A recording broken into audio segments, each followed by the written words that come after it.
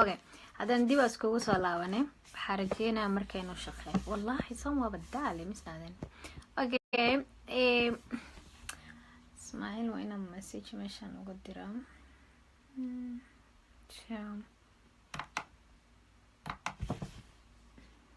hal saacan ka dowreeyanuna sida live qof loo soo gelin lahaa seriously Ismail is it that you let me see I'm gonna try to invite you عليك السلام دمانتين سو دواء الشيخ هرمانتنا لايف سو قلي لك انترنت كي او يقولي كان بيلاقي امريكيز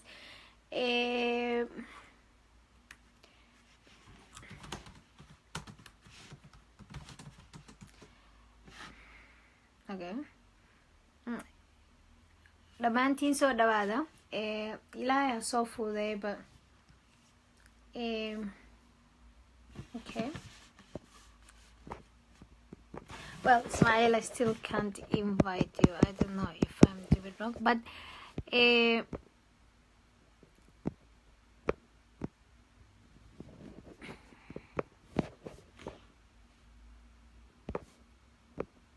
are you like live or okay okay Ismail I can't but I will just call you all the way on my Facebook private and people can see you behind me. That's the only way I think. I don't know. Let me see. Yeah, here it is. And then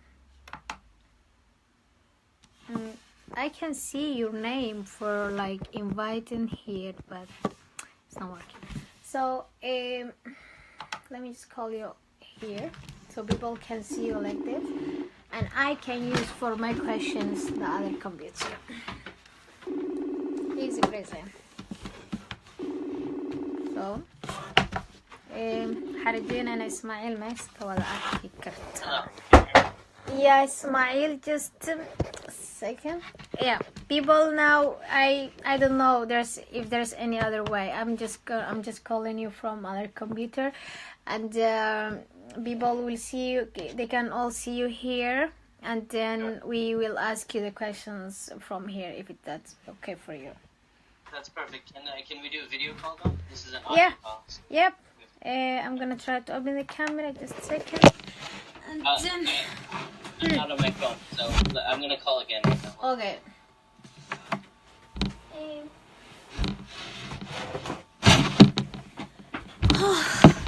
Okay. Kharaabo. Ismail gadaashida ka arkaysan waxa rajayna computerka ina Ismail intana ka arki kartaan. Ilaahay amarkiis maanta waxaan asaan rafaad ugu marooy waxa iga soo galay balan arkay. Okay. Hopefully no ajri iga soo galan faanteen. Okay, Ismail. People they can all see you here. Yeah. And then I will ask you the questions I have on my other computer. Hi, Demantin, wa salama kusoo. Yeah, hopefully they can see you. Hi, Demantin, wa salama kusoo dhawaad meeshan Sheekh Ismail wuxuu ku sugayay Saudi Arabia.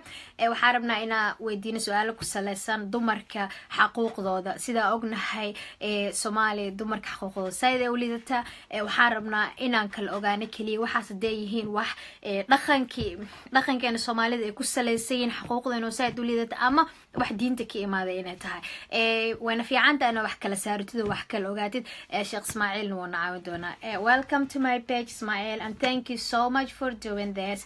I was introducing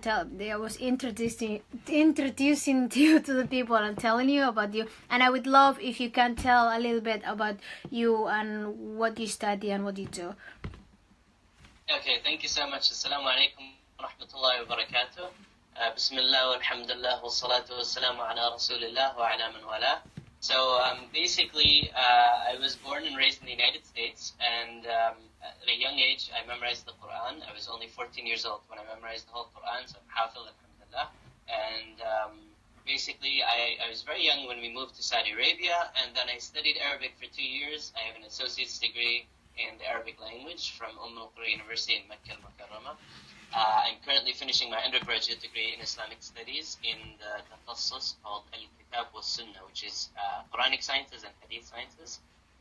I've traveled a lot of countries in the world. I'm actually the summer imam or the guest imam in Iceland, so that's always very fun.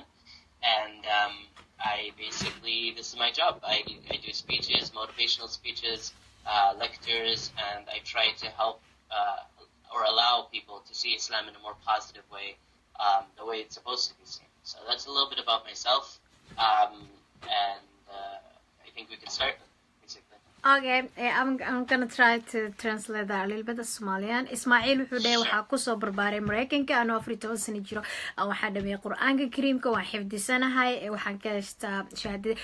You said you have a bachelor degree in Islamic studies, right? Yeah, I have one semester left, so almost, yes. Yeah, okay. wuxuu diin islaamka hadda ka bartaa Saudi Arabia wuxuuna ku sugan yahay Saudi Arabia mid kale wuxuu wadamo badan u safraa si aan u faafiyo diinta islaamka dhinaca wanaagsan aan kaga faafiyo waxyaabaha negative-ka meesha laga saaro si positive diin islaamka meel walba u faafiyo mid kale wuxuu dhahay Iceland oo hadda meesha ku suganaa in uu summer walba imaado uu yahay imaamka masaajidka. Ismaaciil waxa weydiin doonaa dhowr su'aalaha asagan uu haysta. Su'aasha ugu horeysa weydiin waxay tahay Soomaaliyaana markood idinkugu sheegaya gabdhaha guurka waalidkooda ma ku qasbi karaan. Waa su'aasha ugu horeysa aan weydiin karo ogsoonaa Soomaalideena in waalidiinta Soomaaliyeed badankood ee gabdhaha iyagoo yaryar ay ku qasbaan guurka waxaan rabnaa inaan kala ogaano ma diinta tiri ma dhaqanka.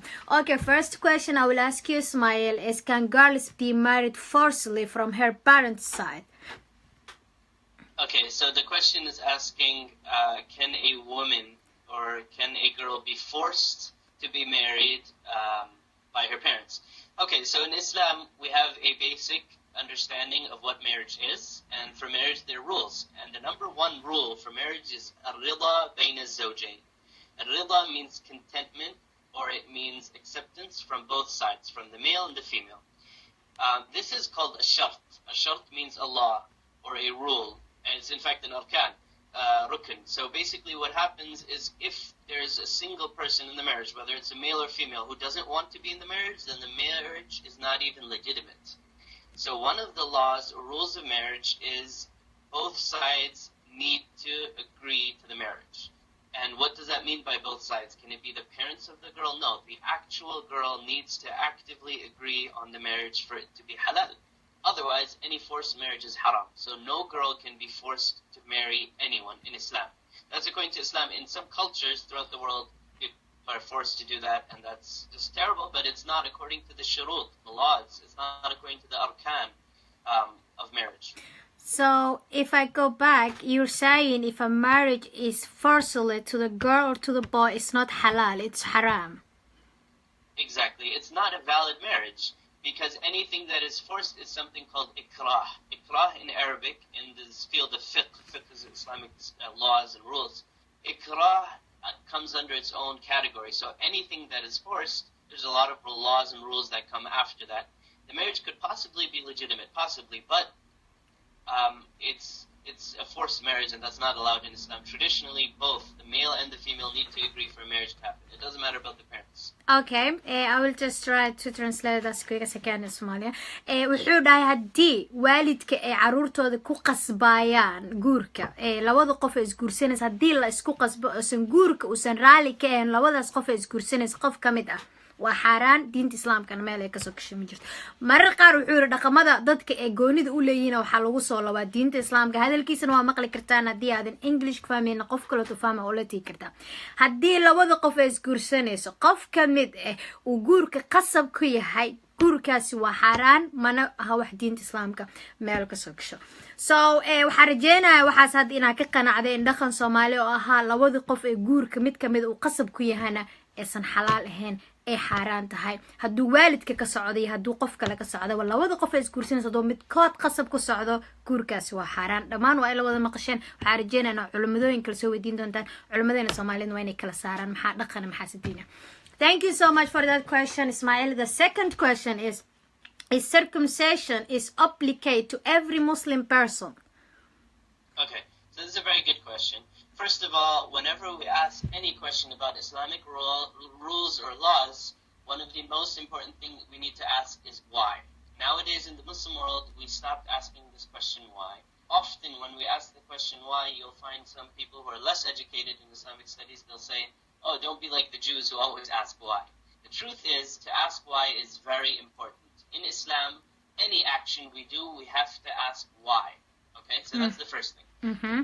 If we ask why do we do circumcision in the first place for males, let's just talk with males, for the idea of males, Allah subhanahu wa ta'ala gave these rules for a purpose. He didn't do this to punish us, He didn't do this to make us look weird or different, but He did it for a benefit. Every single law and rule that comes in Islam benefits Muslims. If there is no benefit, then either A, we don't know the benefit and we're not looking carefully enough, or B, we didn't understand the law correctly in the first place. So circumcision was very important in the olden times, especially to keep people clean, to make sure everything is proper, to keep away from diseases, etc., etc.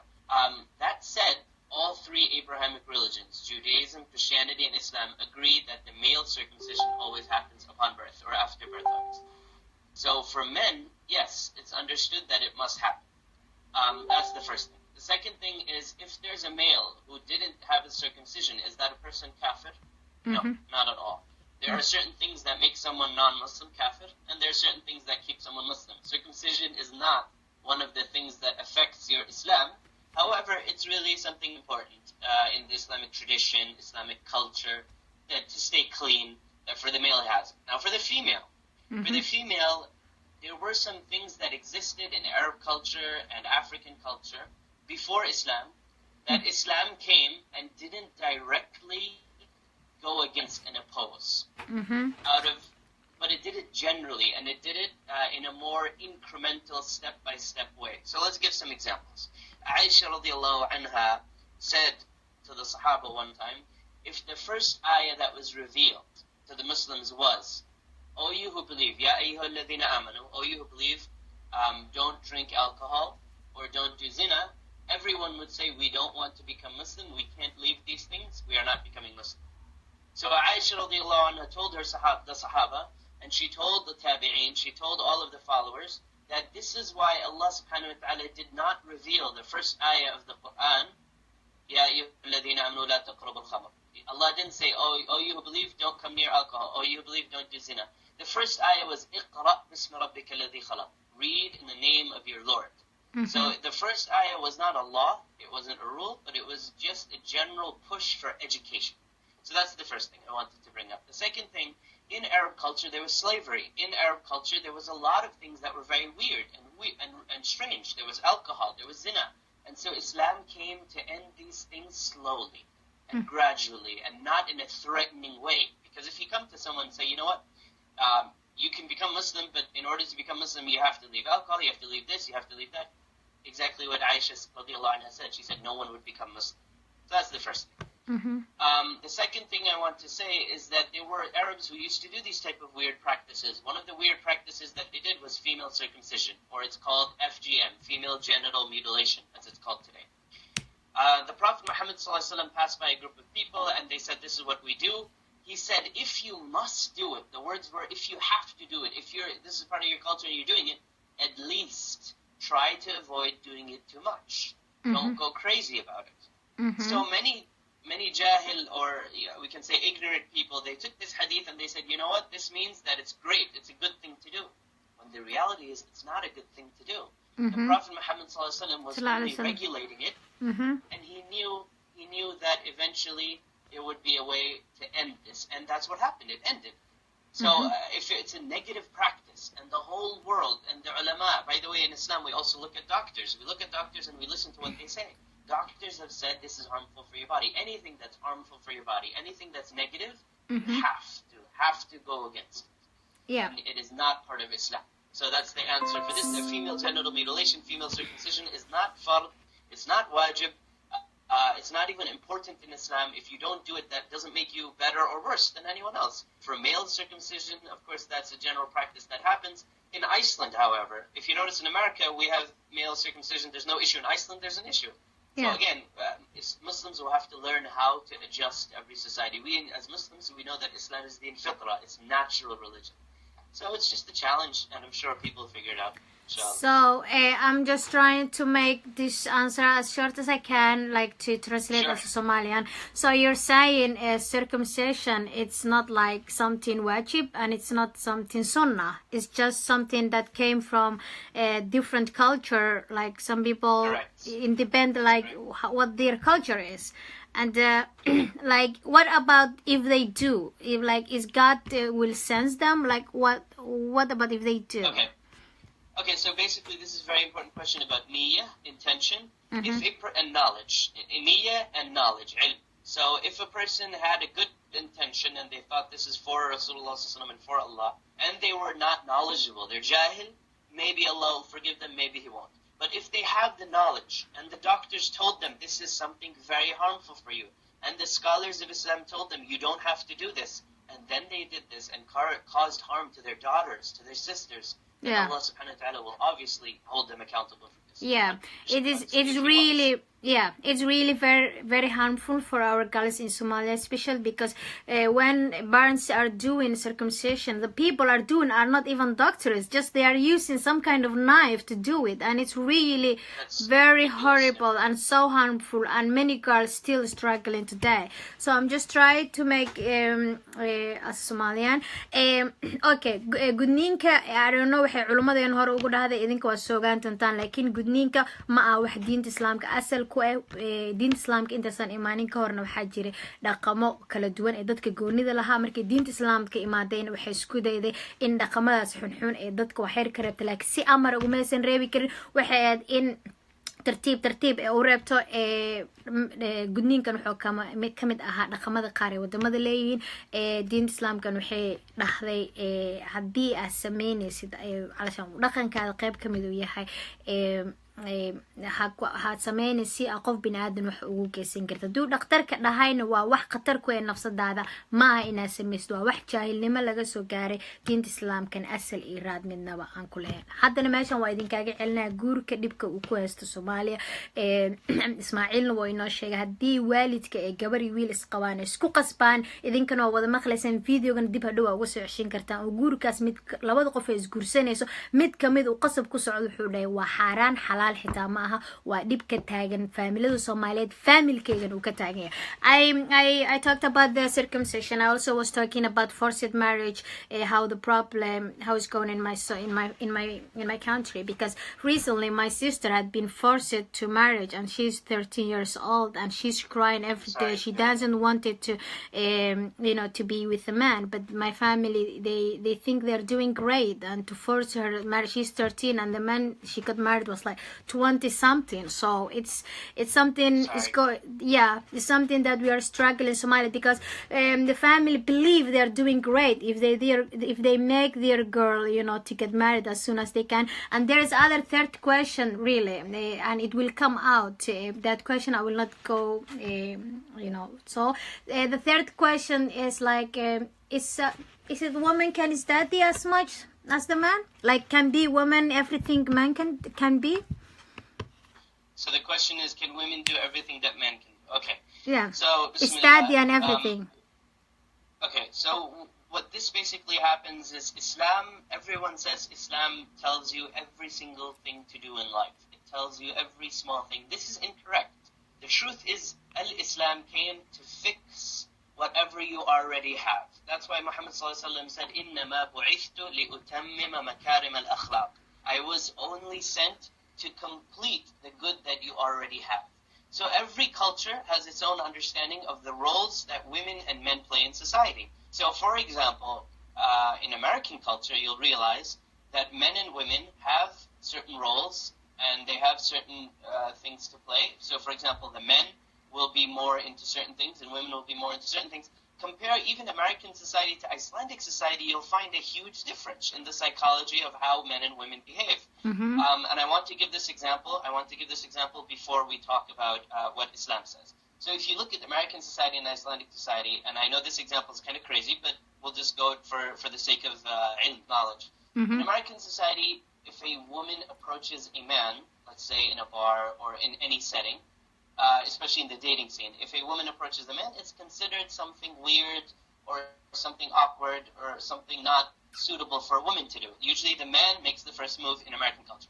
In Icelandic culture, it's the other way around. The woman approaches the man because the men are so shy. Yeah. So the thing is, every culture has its own understanding of roles that women and men have to play.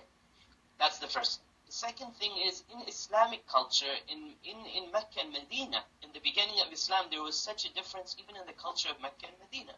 Mm-hmm. So much so that when the Sahaba settled in Medina, remember the Sahaba were in Mecca, and they got kicked out of Mecca and they moved to Medina. Okay? Mm-hmm. In Medina, the women of Medina had a lot of rights. They were like all about girl power. The women of Medina were girl power, basically. And the women of Mecca were more like, you can say, classic women, you know, where the women are a little more subservient to man, and, you know, just the classic male-women dynamic that used to exist in the past. So when the Sahaba moved to Medina, the ones that were from Mecca, they went to the Prophet Muhammad ﷺ and they said, our wives have changed. They start being all feisty, they start yelling at us, and I think the Ansar are having a negative effect on us. So Prophet Muhammad ﷺ said this is how the Ansari women are. The Ansari women were the women of Medina. So every culture dictates what the role of women is. That said, if you look at Islamic culture, the women always had a strong role. Aisha radiallahu anha led a whole army. Mm-hmm. And she was a woman. Mm-hmm. And you have the first, there's a group of people called the Khawarij. They were the extremists of the Muslim world. The first woman to ever lead Salah, to be an imam, was the Khawariji women. I'm not saying it's proper, it's right or wrong. I'm not going to discuss women leading Salah over here. That's not the time nor the place. But I want to explain how in early Islamic culture, even the extremists understood and knew the importance of women having leadership roles and being able to do whatever they want. Women always used to do talab al-ilm. Talab al-ilm means to actually study, to go out of their city, to teach ahadith. Women were some of the biggest teachers of ahadith. One of the biggest teachers of ahadith was Aisha radiallahu anha. So for studying, for gaining knowledge, for going to college, for going to university, Islam obviously encourages women to gain an education. Mm-hmm. So, like, Islamic is allowed women to get education and to do any job, pretty much. The only problem is culture. Women can do any yeah, job they but want. The only problem is culture. Yeah, like Somalian girls, they can do some few things that some other countries don't allow, really.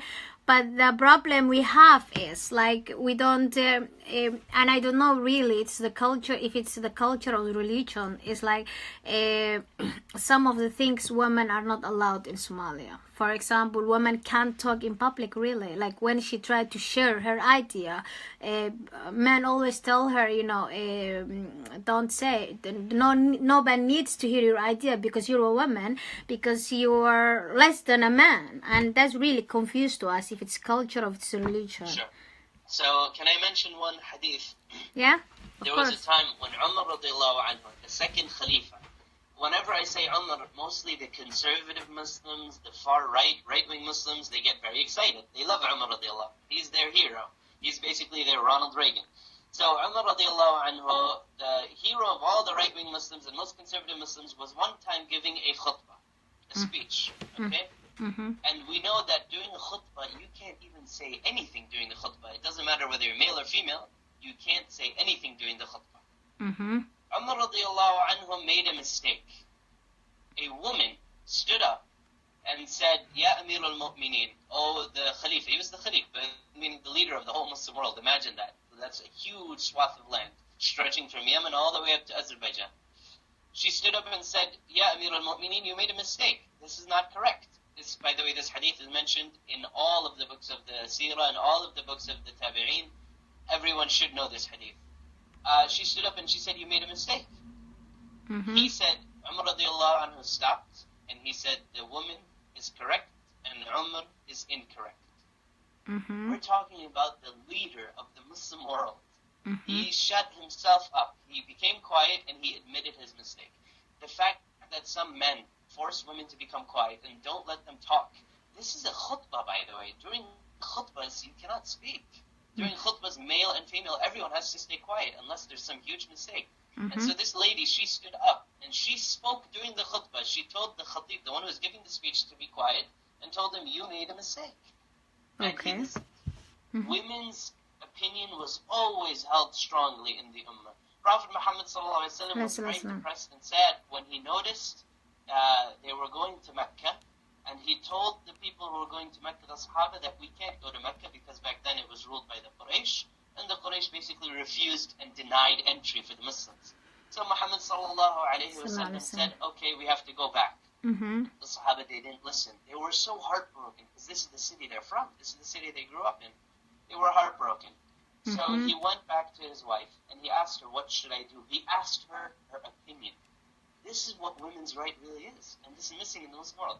She said, listen, Muhammad ﷺ, O Prophet of Allah, you have to shave your head in front of them and slaughter your animal, and they'll follow you and copy you. Don't say anything to them. You just pack your bags and move, and they'll also move. He took their advice, he took her advice, and they listened. These are the Sahaba. They were so angry. They weren't ready to listen to the Prophet. They loved the Prophet, but they weren't ready because they were heartbroken. They were denied entry to their country of their love. So, again, these are just two examples of many hundreds of examples when the women would say something and the men would listen. The problem with men sometimes who don't listen, maybe they have some sort of complex. Maybe they feel inferior. And so they have to make up for it, and that's why they force women to be quiet. Yeah. That's what I... Yeah. Okay. I'm just gonna try to make this a short answer, as I said before. Also, okay. A woman can share her idea in publicly, and that's allowed in Muslim. Correct. And you can give the examples in Somalian if you can.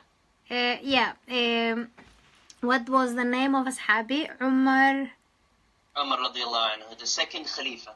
Yeah, أصحابي عمر say it again عمر رضي الله عنه. Yeah, عمر رضي الله عنه wuxuu dhahay maalin masaajid oo khudbo ka jeedina khudbo markii la jeedinayo wuxuu dhahay wax walba inay quiet ahaadaan oo qofka calasha khudbada dhigista so qalad uu sameeyay gabdhaha gabar kamid ah soo istaagtay magaceeda uu sheegay laakiin ma xasuustada soo istaagtay waxay dhahday waa qalada sameysay ku qaldan tahay so markaas wixii ka dambeeyay nabigeena Maxamed alayhi salatu wasalam like after the women stand up and make correct until like Umar was incorrect and tried to fix the mistake he did it what the Muhammad sallallahu alaihi wasallam said.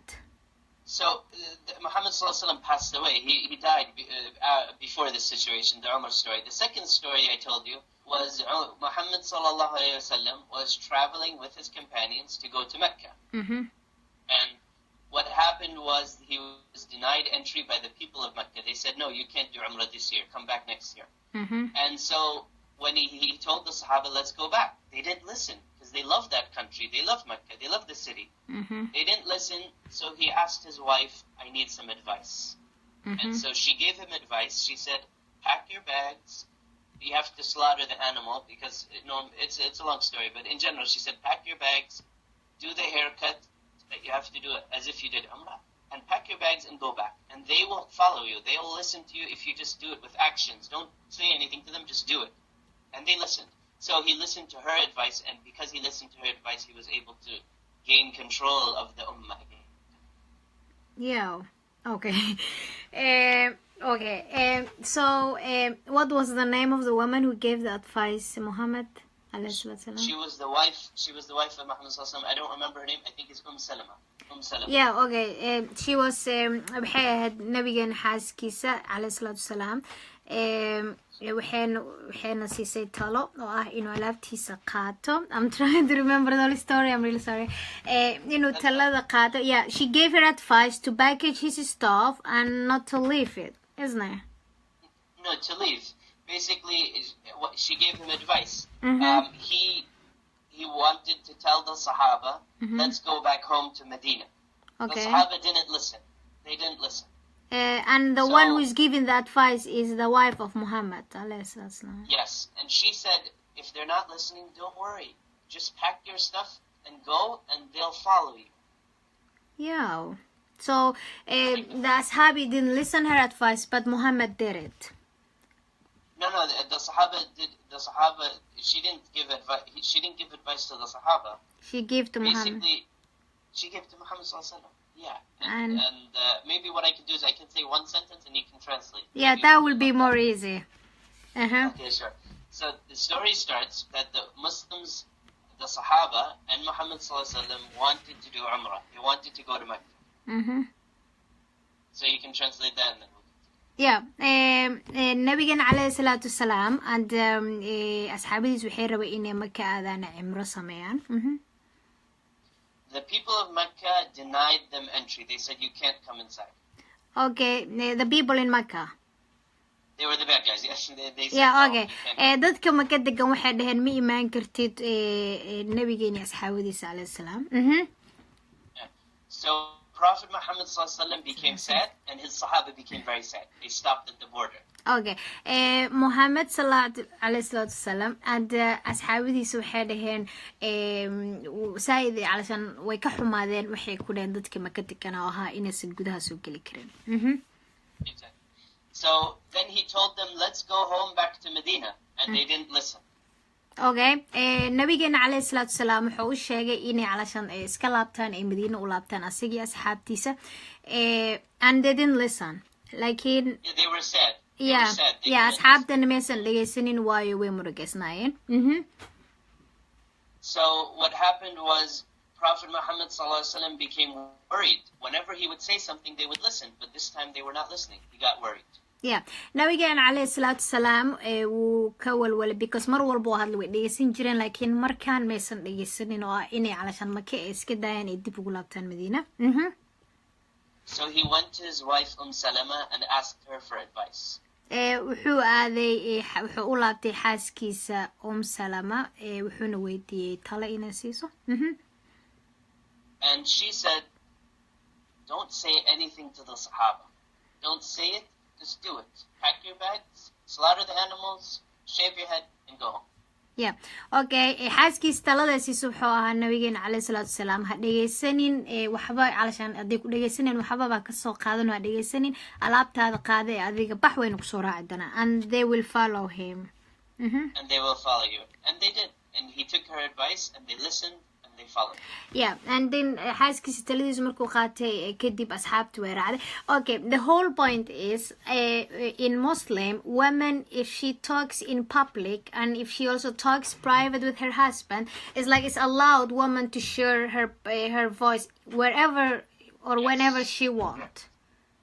Exactly. That's why Aisha radiallahu anha, after the death of Muhammad and Abu Bakr and Umar, after all of them passed away, there were some wars in the Muslim world. The Muslims started fighting with each other. She took in a political opinion and she led a whole army. So basically you can say in Somalian that Aisha radiallahu anha led an army. Okay, she was like a soldier. Not a soldier. You can say basically political leader. She led an army. Okay. So only, in the whole army. She basically told the army where to go. She was the commander. Okay. Asxaabideena, what was the name again for Aisha? The wife. She's the wife of Muhammad sallallahu alaihi wasallam. xaaska nabi Muhammad alayhi salatu Aisha waxaa jirtay mar ciidamo dhan oo asxaabiina u sheegtay hogaamiye u noqotay oo dagaal ku jireen u sheegtay meeshii aadi karaan iyo waxsaas soo fikirkan wuxuu siinaa in okay I kind of find out one interesting question like if a woman wants to be president in Somalia, the Somalian men are always saying no you're a woman, you are not allowed to lead your country. So what's the Muslim says for that? Okay. So this answer, we can do it sentence by sentence and you can translate it? Yeah, like, okay. Okay. So there's basically when the men, they say no women can be leaders, they have one hadith that they love, okay? So I'll say that hadith and I'll explain what it means. Okay. The hadith said, any nation that has a woman as a leader is bound to, or is let me use another word. Any nation that has a woman as its leader might fail or will fail. This is the hadith that the people took out of context. So the hadith might be talking about something specific. It might be talking about a specific kingdom or a specific nation or a specific thing. And they took the hadith out of context and they say all women. Do you understand? Yeah, all women. So they use one hadith to make a whole blanket statement, and that's incorrect. You can't use a hadith like that. You have to know the science behind the hadith. You have to know the sharh behind the hadith. And basically, we can say in the Quran, there was one queen that was mentioned in the Quran. Okay? A queen. Not only a president, a queen, which is much higher than a president. Yeah. And her name was Bilqis. Bilqis. So you can mention in Somalian, Queen Bilqis was mentioned, and she was even praised in the Quran. Meaning Allah subhanahu wa ta'ala said, وَلَهَا عَرْشٌ عَظِيمٌ. She had a very huge throne. She had a huge army. She was very strong. And she was the leader of all the army. So we can basically mention, yes, in the Quran, in the Sunnah, there are enough evidence. There's enough evidence that women can be leaders. But again, it depends on the culture, and it depends if a culture is stuck in a certain situation and cannot... For me as an Ishmo, the reason that I invite you here to separate the culture and the religion, because what culture is, we can change, and we can look at it back and say, okay, this might work, centuries ago, but this is not working right now, and it's culture, so we can change and do something about it. But that's why I want to separate what's religion and what's the culture. So it might be Somalian culture or some countries' culture that women cannot be a leader, but you're saying that in Muslim, women can be a leader in a country or in everywhere. And the evidence for that is Bilqis mentioned in the Quran, Queen Bilqis of Saba, Sheba, Queen of Sheba. Okay, I'm gonna translate this. This is really so interesting for me because Somalidena horeyna u dhaadeen waa laga yaabaa naag leader ma noqon karto diinta islaamka way kasoo horjeesad naag madaxweyne wadanka ma noqon karto ama ummadan ma hogaamin karto qur-aankeena wuu ogol yahay in dumarka ay hogaamin noqon karaan ay wadan hogaamin karaan waxaana tusaale idinkugu filan qur-aanka waxaa lagu sheegay boqorada Balqiis oo ahayd hogaamiye army wax walbana lahaan jirtay so haddii hore u aaminsaneed in diintan islaamka ay dhahdeen dumarka ma noqon karaan hogaamiye sheekh Ismaaciil wuu inoo sheegay that women can be a leader in a country or whatever and Queen Balqiis boqorada Balqiis oo quraanka lagu sheegay in iyada ahayd hogaamiye madaxweyne ka sareeya haday marba boqorad tahay oo queen ay tahay so taas waxay la tahay Ismaaciil nagu sheegay waxa laga yaabaa wadamada qaarkood dhaqamo iyaga leeyihiin inaysan u ogolayeen dumarka calashan hogaamiye noqoto laakiin diintan islaamku way noo ogashay in dumarkan ay hogaamiye noqdaan in dumarkan ay meel public ka hadlaan codkooda ka dhiibtaan horan waa idinkugu sheegay waxa Ismaaciil barnaamijkii uu qabsaday waxay tahay maxaa dhaqan maxaa because dhaqanka waa bedeli karnaa diintana ma bedeli karno soo hadda waxa rajeenayno taas idinkaaga jaahil baxay qof walba dood u qabo Ismaaciil oo dhahay taas diinta way ka soo horjeedaan waxa idin sii kara Facebook-is iyo meesha kala xiriirsan so dhamaantu ma santa okay Ismaaciil I was translating this as Somalian and I told them if they have a question they can also ask you straight like if they disagree or something say one quick comment? Yeah okay I do want to mention something since you mentioned president and ruler. Do you know how many females have been a president of the United States? Has the United States ever had a single female ruler? No, I don't think so. Never. Yeah. Never. We never had. However, Muslim countries have had many presidents. So in Pakistan, my grandparents are from Pakistan. In Pakistan, we had a prime minister who was a woman. Her name was Benazir Bhutto. Similarly, in many countries, we had rulers and presidents who were women, and in Muslim countries. So it's not a Muslim thing, it's more of a, it depends on the nature of the country. Is the country ready for change, or is the country still stuck in the previous centuries? Yeah, okay. Someone is asking us a question, like, will can die Saudi Arabia maxay dumarka u xaqiraysa?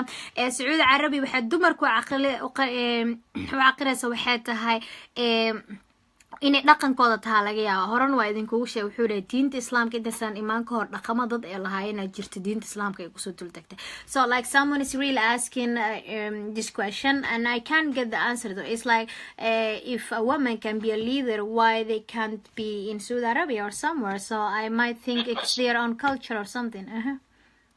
No, actually with Saudi Arabia it has to do with politics. First of all, Saudi Arabia, a man can't even be a ruler either. Saudi Arabia is run by one kingdom, by a kingdom. And that kingdom has certain people that get to be the king.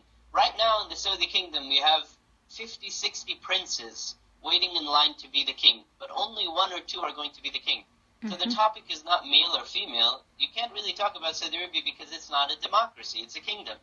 If you want to talk about women being ruler, let's talk about democracies. Yeah. Okay.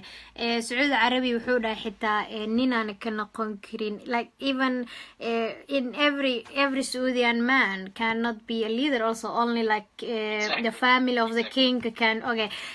Saudi Arabia niman qaar xitaa siyaasadda inay madaxweyne noqdaan ma geli karaan because waxay ku dhisantaa boqortooyo.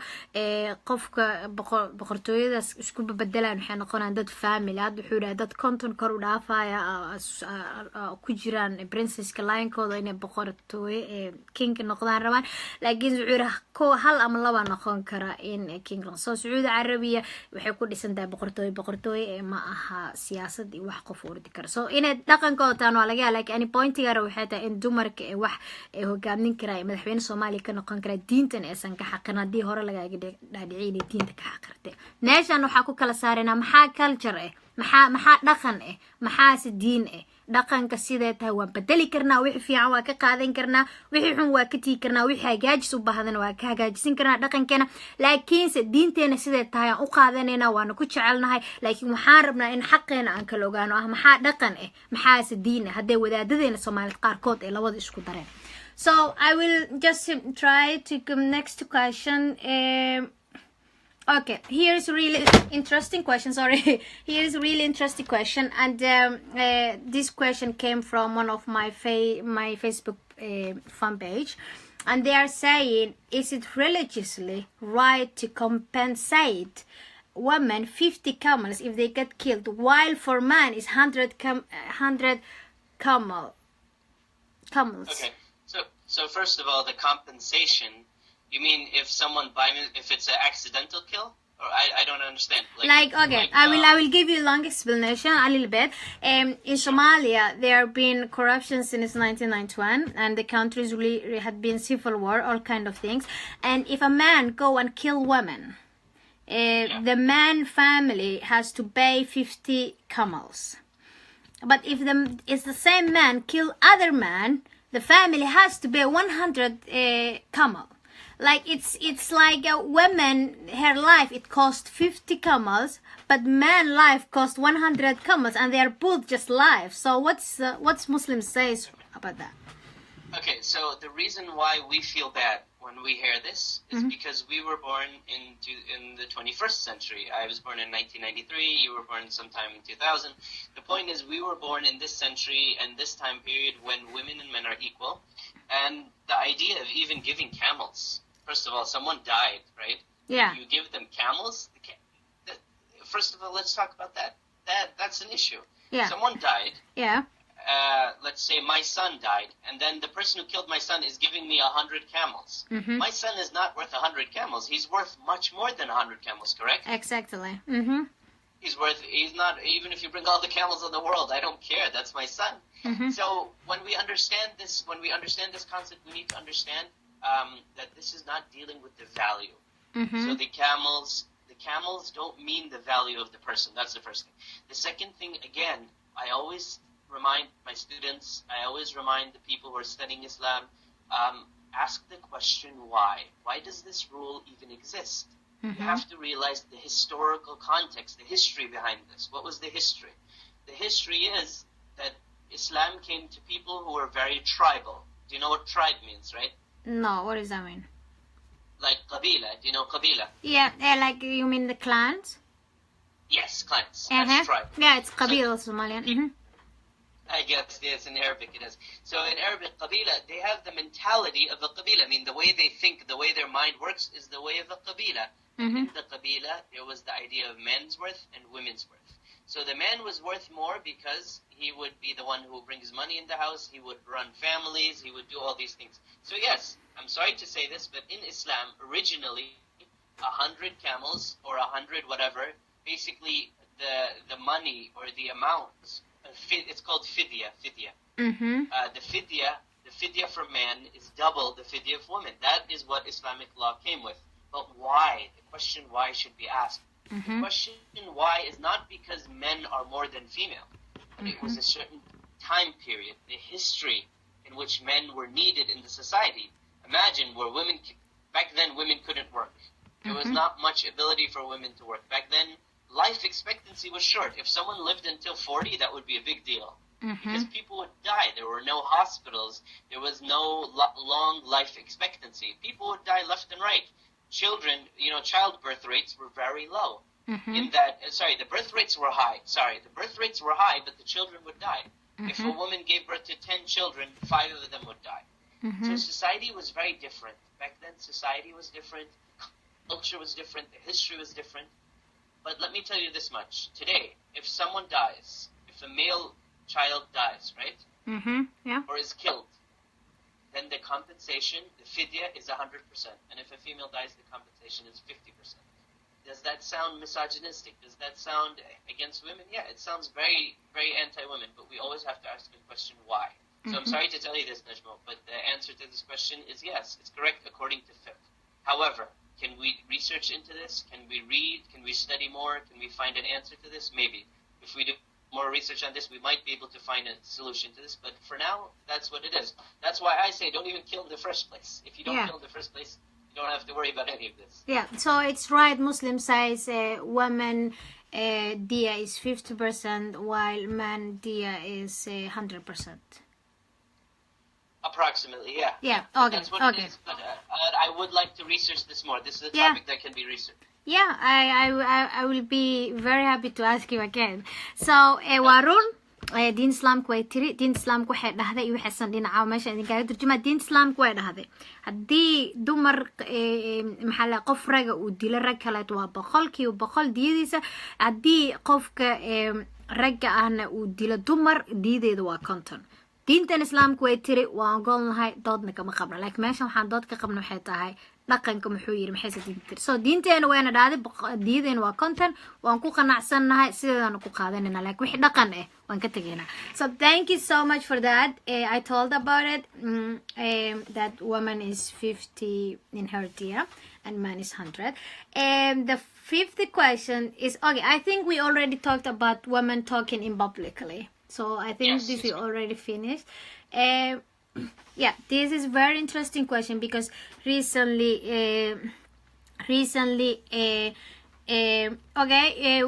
Harakada, I'm gonna ask. He asking why that woman diya is 50%.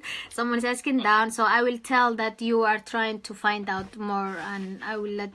Okay, I know. Yeah. You can tell me history. Yeah. Yeah, and I will tell the story later. So I didn't so sheegi doonaa de waa soo ogaan doonaa sababta ninka diidis 100% u tahay naagta diideeda 100% u tahay content gadaalan idinkaaga soo sheegi doona wuxuu inaa baaritaan ku soo sameeyaa markuu baaritaan ku soo sameeyana waa idin la soo socodsiin doona waa balantaas okay before I jump to other questions here's a question really it says in Somalia when a man talks he says I am 100% and you are 50% and that's what makes a lot of girls angry so what the religion says about it. Okay, so this is perfect. So this is a problem that came out again because of history. Yeah. I really recommend everyone, please read history and read how did we change as human civilization from the 7th century until now, the 21st century. So that maturity that happened in between, we need to read that. So in history, yes, not only Muslims, the whole world always used to think that women are less than men. In history, if you open any history textbook, and look at what did the Christians of Europe, what did the Christians of Europe think of women? There was a whole conference in Europe to decide whether a woman is considered human or not, or whether a woman is considered equal to men as a human being or not. So, I mean, it's not only Muslims, it's Jews, and I know the Jewish people very well. I visited Israel 5 times, and I have very good connections with many Jews. And I studied, to some extent, I've read over a lot of their books. The Christians, the people who used to worship Thor, what are they called? The Norse mythology people, Zeus and Thor. All these people, all of these religions always said that women are less than men. Remember, Islam, when Islam came, Islam is the true religion. If we believe in our heart that Islam is the true religion, then it should have no mistakes. So when Islam came, it didn't come right away saying, guys, don't drink alcohol. Guys, women's rights. Guys, don't do zina. No, it came very slowly, very gradually, very carefully. So, yes. Women are not 50% of men. women are not a percentage of men. Women and men were both created. Allah subhanahu wa ta'ala says, Ya ayyuhan nas inna khalaqnakum min dhakarin wa untha. Ya ayyuhan nas means every human being. All of humanity, we have created you from a male and a female. Similarly, so Allah subhanahu wa ta'ala says in many ayat that there's the male and there's female. They're created. In fact, there's a hadith of Muhammad sallallahu alaihi wasallam in which he said, "An-nisa'u shaqaiq ar-rijal." Or kama qala sallallahu alaihi wasallam. He said, women in the ideas of ibadah. Ibadah means salah and prayers and dhikr. In ibadah, a woman is equal to a man. In ibadah, in ajr, let's say a man, he prays salah and he gets some ajr, some reward from Allah. That reward is equal for female. So for a man to say to a woman that you're 50% of me or you're not equal to me, that's not allowed in Islam, that's not correct in Islam. In fact, he should remember that Aisha radiallahu anha, Khadija radiallahu anha, all of the sahabiyat are much higher than us. We as human beings, no matter how good Muslims we are, will never be better than the female sahabis, right? Or the wives of Prophet Muhammad sallallahu alaihi wasallam. So that's another thing. Also, one good response to these people, because they're conservative and that's their way of thinking, tell them, okay, that means your mom is half of you. Ask them this question. So when you ask them this question, then they'll be able to understand the context. That, okay, if a woman is half of a man, is your mom half of you? Like, is your mom half as smart as you? When you ask that question, then they'll be able to understand a little better. Yeah, okay. Okay, Soomaalidan waxaa dhahnaa dumarka waa kontonle, raggana waa boqolle. Su-aashaas sheekh weydii because waxaas su-aalahaas oo kaleete waxaa rabaa inaa kala ogaado inay dhaqan tahay inay diin tahay. Wadan walbo diinta islaamka aaminsan marar qaar dhaqankiisu wuu ku dhaxlabaa waxyaabaha qaar ee dadka hore u haysan jira intaysan diinta imaanin. Laakiinse wuxuu dhahay su-aashaasuu dhahe waxaa iyaga weydiisaa oo ku celisaa hooyare haddii aaminsan tahay in dumarka ay yihiin boqol kontonle adigana boqolla tahay ma kula tahay hooyada inay kontonle tahay oo adigana boqolla tahay علشان هويدا adiga ay ka sareysid ma kula tahay because hooyada waa dumar ogsoono marka dheheysid naag waa konton laana boqol ah waxay la mid tahay علشان ma kula tahay in hooyada adiga ka liidatay iyada konton tahay adigana boqol la tahay. So I told the question that if they think a woman is 50% and man is 100%, do they think that women, their mother or his mother, whatever, are they 50% and while the child is 100%? It's kind of really interesting question, though. Yeah, it is really. Thank you for asking it. Yeah, but I'm gonna see how the answer goes. Mukula tahay inay hooyada in hooyada ay tahay konton oo adigana aad boqol tahay waayo hadaa martir dumarkii waa konton ragina waa boqol waxay la mid tahay adigoo dhahay hooyaday waa konton oo hooyada adiga ay ka hooseyso adigana boqol tahay. But I want to know the whole idea that Muslim says. Is it that like okay, the Muslim in ibadah, you said Muslim in women and men are equal in Muslim in ibadah side, but in just in the life, what Muslim says, are they equal or? So it depends on the culture. So the women of Medina, I told you before, the women of Medina, they used to be more active, they used to be more strong, they had more control in their houses. And the women of Mecca had less control. So you can start by translating that it's not just Islam. Islam doesn't tell you what to do. Islam only gives you a general guidance. You have to choose what to do. You have to choose what to do. So you can mention the Mecca women. The women of Mecca, they had less rights. They were more, you can say they were more like the Somalian culture a little bit. And the women of Medina were like the Ansar. They were called the Ansar. So the Ansar women, they had a lot of control in the house. Sometimes the men would be scared of their wives. You're saying the women in Medina were more stronger than the women in Mecca.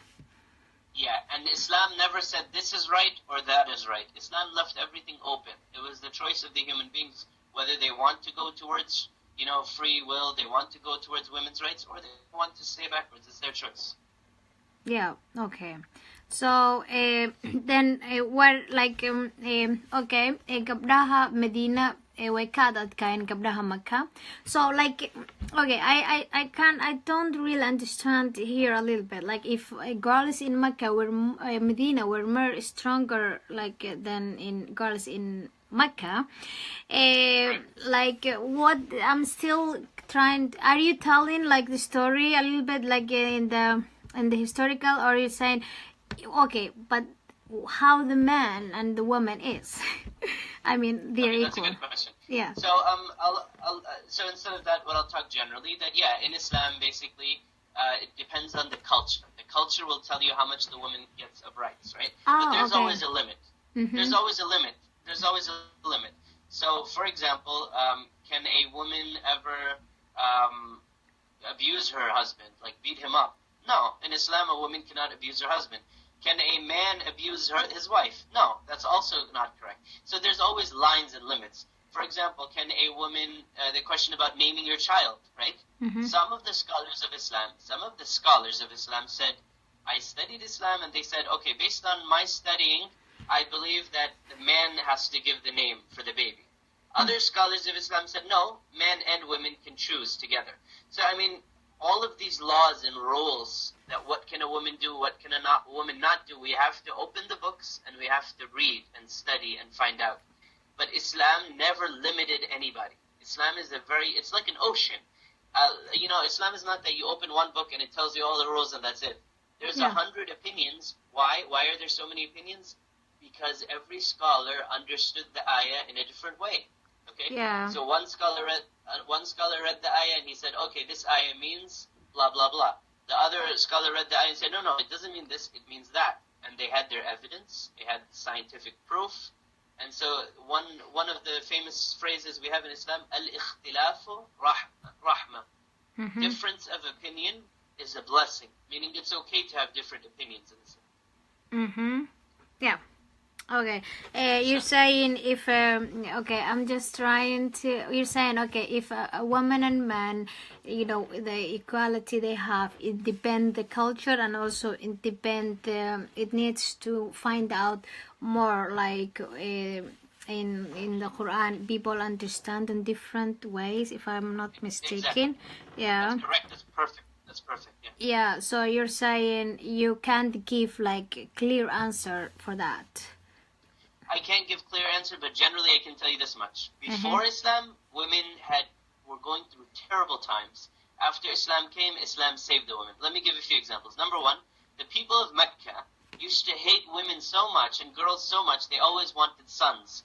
They would bury their daughters alive. Do you know this? Do you know this? Yeah, so you can mention this. So that's before Islam, that there was the culture of Mecca, in which when someone would say, congratulations, you have a girl, they would be so angry. In the Quran it says, يَتَوَارَى مِنَ الْقَوْمِ مِنْ سُوءِ مَا بُشِّرَ بِهِ.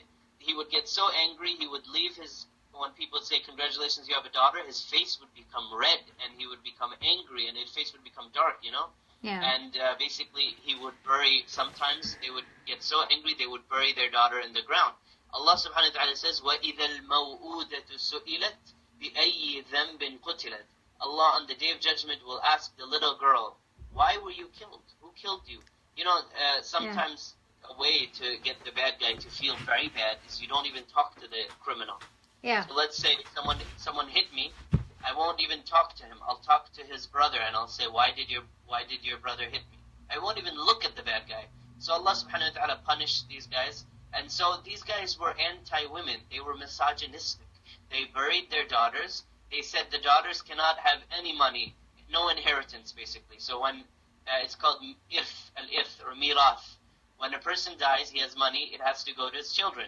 So before Islam, the women would get nothing, zero. After Islam, they get a certain percentage. And I know that's one of the questions we're going to talk about later. Yeah. So Islam basically improved women's rights. Okay. But it didn't tell you where it stops. It just improved. It never said women have to do this and men have to do this. No. That's culture. Yeah, okay. That's culture, okay. Wuxuu dhahay diintan islaamka waxay badbaadisay dumarkeena intaysan diinta islaamka imaanin ka hor dumarka waa nolosha lagu duugi jiro markay family u dhashtaan gabar way duugi jireen laakiin diinta islaamka waa waxa badbaadiyay dumarka diinta islaamka meesan dhihin dumarka waxaasay samayn karaan waxaasna ma samayn karaan laakiinse wuxuu dhahay xadid gooni meesan siin laakiin xuquuqda dumarka waxa soo celiyay oo keenay wuxuu ahayd diinta islaamka. Okay, this is there's another question. One of the people here asking it that when the parents die, kids has to get the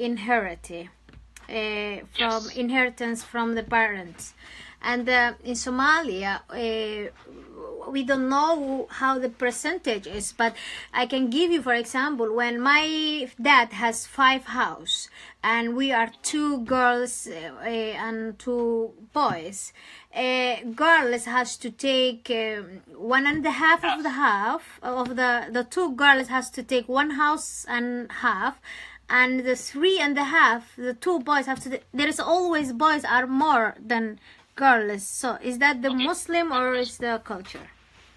Okay, so the concept of mirath in Islam is very beautiful. Mirath means inheritance, or you can say if. What's very beautiful about it is that it depends on where you are in the family. It doesn't depend that much about male or female. So, if you're a mother and you're a father, you earn different. If you're a sister of the person who died, you earn different. If you're a daughter of the one who died, you earn different.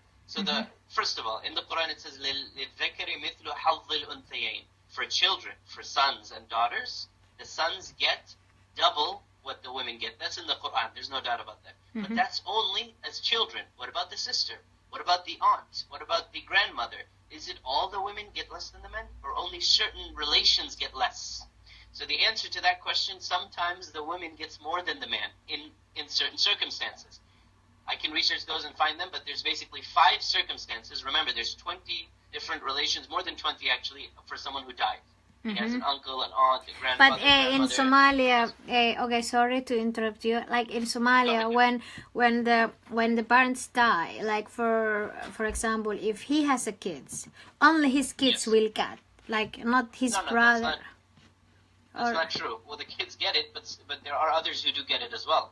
No, only his kid. I think in Somalia, haddii aan qaldaneen hoos waa igu soo qori kartiin familiada Soomaalida haddii waalidkaaga ay dhintaan oo qofka waalidka dhintay caruur uu leeyahay caruurtiisa kaliya qaata Soomaaliya dhaxalka laakiin walaalihiis iyo hooyadiis iyo aabihiis waxay ku leeyihiin mase haddii uusan caruur lahayn waalidkiisa wax ka qaadan karaan ama hadduu caruur leeyahay uusan waalidkiisana علشان سؤال شدا سوكا وحواي I want to know from Somalian people here that والدك مركي دينتان دحالك مع رورتيسو كليا اسكالا مس ولاليس حتى وحي كليهين هدي وحكا وقتها فضلا هوس يو سوقر Somali دقن كان سدتا okay so I'm not sure but I'm guessing a little bit that when the parents die their kids only get the inheritance from the family like Mostly that happens, but sometimes you have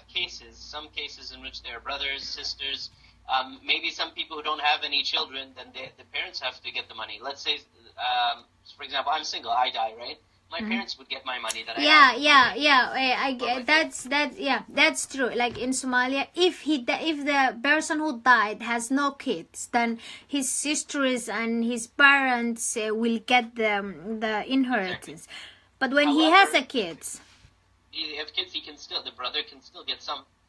It depends. This is a topic called al-mirath. I have to research this for you, and I'll give you the exact details, inshallah, next time. Okay. Right now, I don't have that information. But what's for sure is that there are different relations, like a brother, aunt, uncle, grandmother, who get different amount of money. So it's not about male, female. Second of all, again, we have to look at the question why. No one is asking why. Why should a girl get half of a guy? Because you have to look at the time period. Islam came in a time when the women were not the ones who used to earn money. The man used to earn the money. The man used to take care of the woman. Now times have changed. Now you have single parents sometimes. You have a mother who's raising kids and her husband is missing, especially in Iceland. You have a lot of that there.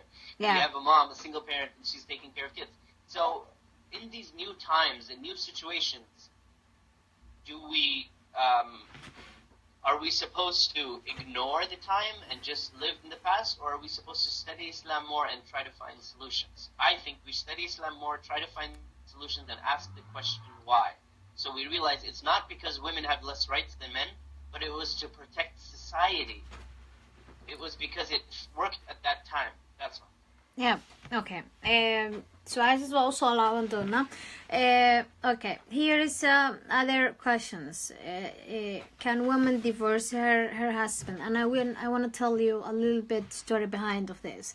Recently, it was a month and something ago, a woman, she had the man before and he was abusing her and she wanted to get divorced from him, but he didn't let her go.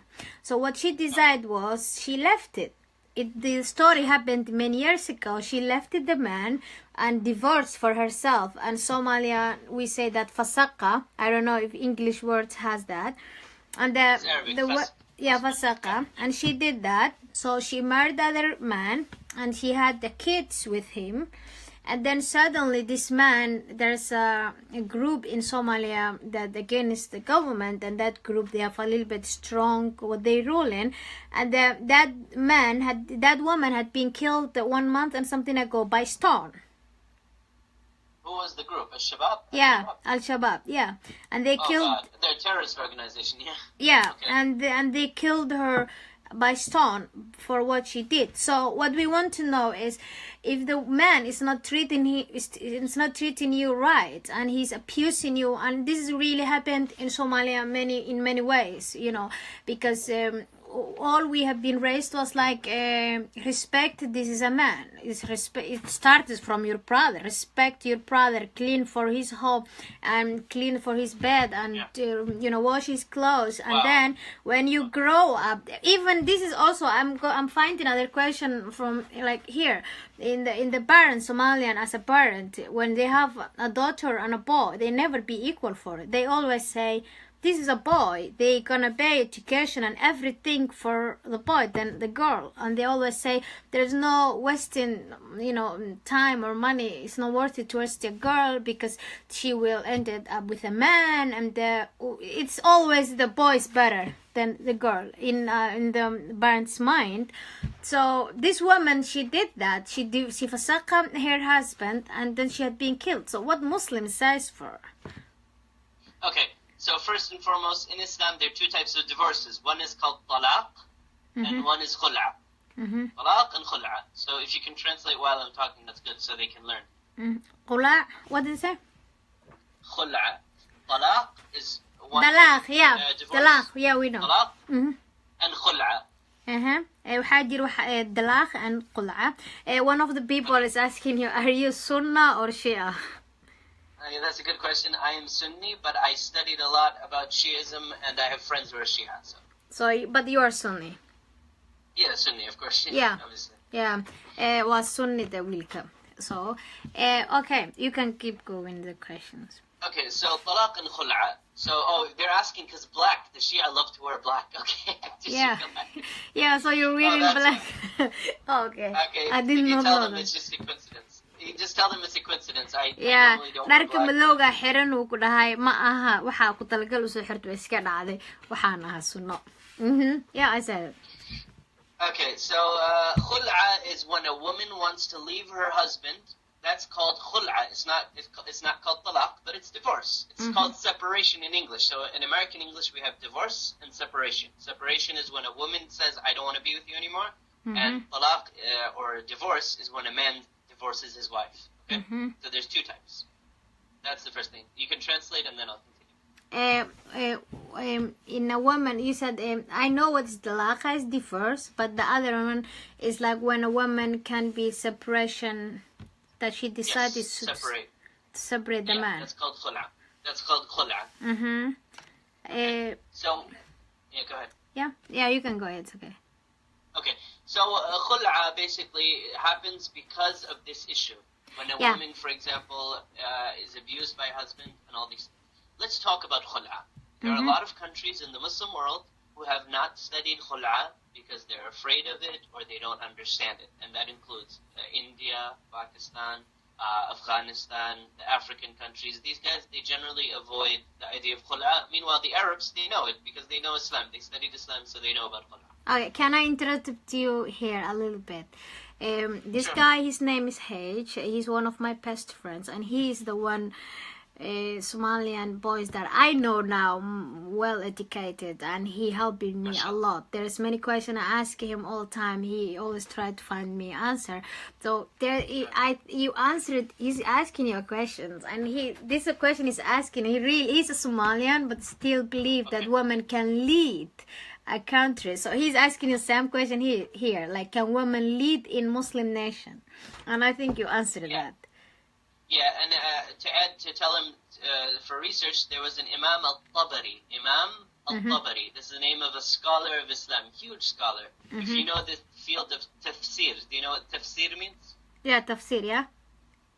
Yeah, so in the field of tafsir, the biggest mufassir was Imam al-Tabari. He was the biggest one who wrote a book about tafsir, or wrote tafsir himself.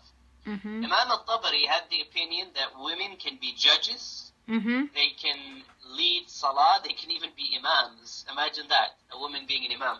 This was his opinion. It's not everybody's opinion. Many people can argue and say he's wrong, but I want to point out, in Islam, there were dozens and dozens of scholars who said, yes, women can be leaders of countries, they can be judges. The idea of being a judge is the biggest thing in Muslim culture, you know? A judge decides everything. So yeah, that's my answer. Yeah, that's my okay. answer, and then we'll talk about khul'a. Yeah. Hejo Makle said that he speaks English. He really speaks clear Perfect. English. Okay, that's awesome. Yeah, All right, that's he speaks really good English. So, okay, yeah. so about khul'a, if I could talk about khul'a. So what happens is, the idea about khul'a is that one time a woman came to Muhammad sallallahu alaihi wasallam, Sallallahu alaihi wasallam. and she said, I don't want to be with this man anymore, my husband. Okay? And so she left. And so this husband went to Muhammad sallallahu alaihi wasallam and said, I love this lady. I don't want to let her go. I don't want to let her go. What should I do? So Muhammad sallallahu alaihi wasallam went to the lady, and he called the lady again, and he said, okay, why don't you keep this man? He loves you. She said, I know he loves me, but I don't like him. I just don't like him. I don't, maybe, there was one hadith that even mentioned, I don't like how he looks. Imagine that. I don't even like how he looks. Wow. So Prophet Muhammad ﷺ said, it's done. It's a done deal. That's why I'm trying to explain again and again. In the marriage, you have to have rida bayn al-tarafayn. Rida means contentment or happiness or agreement. If a wife does not want her husband anymore, she does khul'a. And khul'a basically means she goes to the court, to the qadi, the judge, and she tells him, I don't want my husband anymore. And the judge, according to Islamic law, has no right to say, woman, go back to your house. He has no right to say that. He has to say, okay, why don't you want your husband? She'll say, he's ugly as F. Or she can say, he's abusive. Or she can say, I don't love him anymore. And all of this is halal. All of this is halal, and it's called khul'a. The issue is, this lady that you're talking about, the story that you told me, there's one problem. And that problem is, did she go to a judge or not? No, I don't know so much about the story, but I don't think so she went. That's the problem. Because she didn't go to a judge, technically what she did was wrong. But even if she did something wrong, are you supposed to stone her? No, not at all. It's a complete misunderstanding. It was important for her to go to the judge and say, Judge, my husband is abusive. The problem is, do we have good judges in Somalia or not? Yeah, that's the question too. Yeah, and other things. Yeah, naag dhagax lagu dilay ina naag ninka faqan karto isu sheeg weydiinay wuxuu dhahay naagta dee ninkeeda inay ka tagta rabto uu dhib ku haayo waa inay marka hore xukun gashaa xukunka calsha maxkamadda isla tagaan uu dhahdaa ninka ma rabi haddii maxkamadii dhahda ninka ma rabi ninka xakunka ma dhigi kar bax u noqo ninkaaga ma dhigi kar xaq uma laha so saas markay uga tagto waa wado yar like haddaysan iyadoon u tegin judges maxalaay maxkamad soo mar haday ka tagta meesan fiicneen wadada sameys laakiin ma ahayn in dhagax lagu dilo mana wax muslim dhaha and Ismail, really this surprised me as an Ishmo because in Somalia we have so much forced marriage, so much, especially in my family we are struggling forced Sorry to hear marriage. that. Yeah, and I was really one of them that had been forced before, and now it's my sister, and my family believe that they're really doing right, and this is really the you know what they think is the family right, not the person, you know, choice.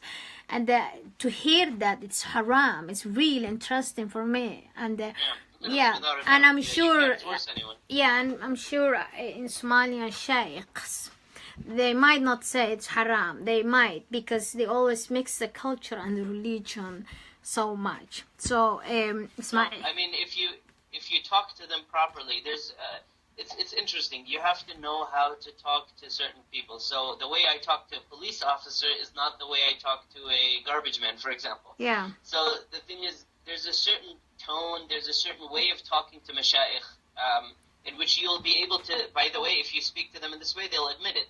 Yeah. But the way, it depends on the way you present it. So if I go to them and I ask them, guys, is rida bain al-zawjayn, is it a arkan, is it a rukn, is it a shart? They'll say yes. Then I'll say, okay guys, if it is a rukn or a shart, if someone is married without their content or without their consent, is it halal? They'll say no. Yeah. So it's a way, you have to basically be able to know how to think in their way of thinking, you know? Yeah. Ismaaciil waxaa weydiinaya oo ku celcelinaya su-aasha guurka qasabka, because wax weyn u ka taagan dadkeena Soomaalida dhexdooda, gaar ahaan familkeyga.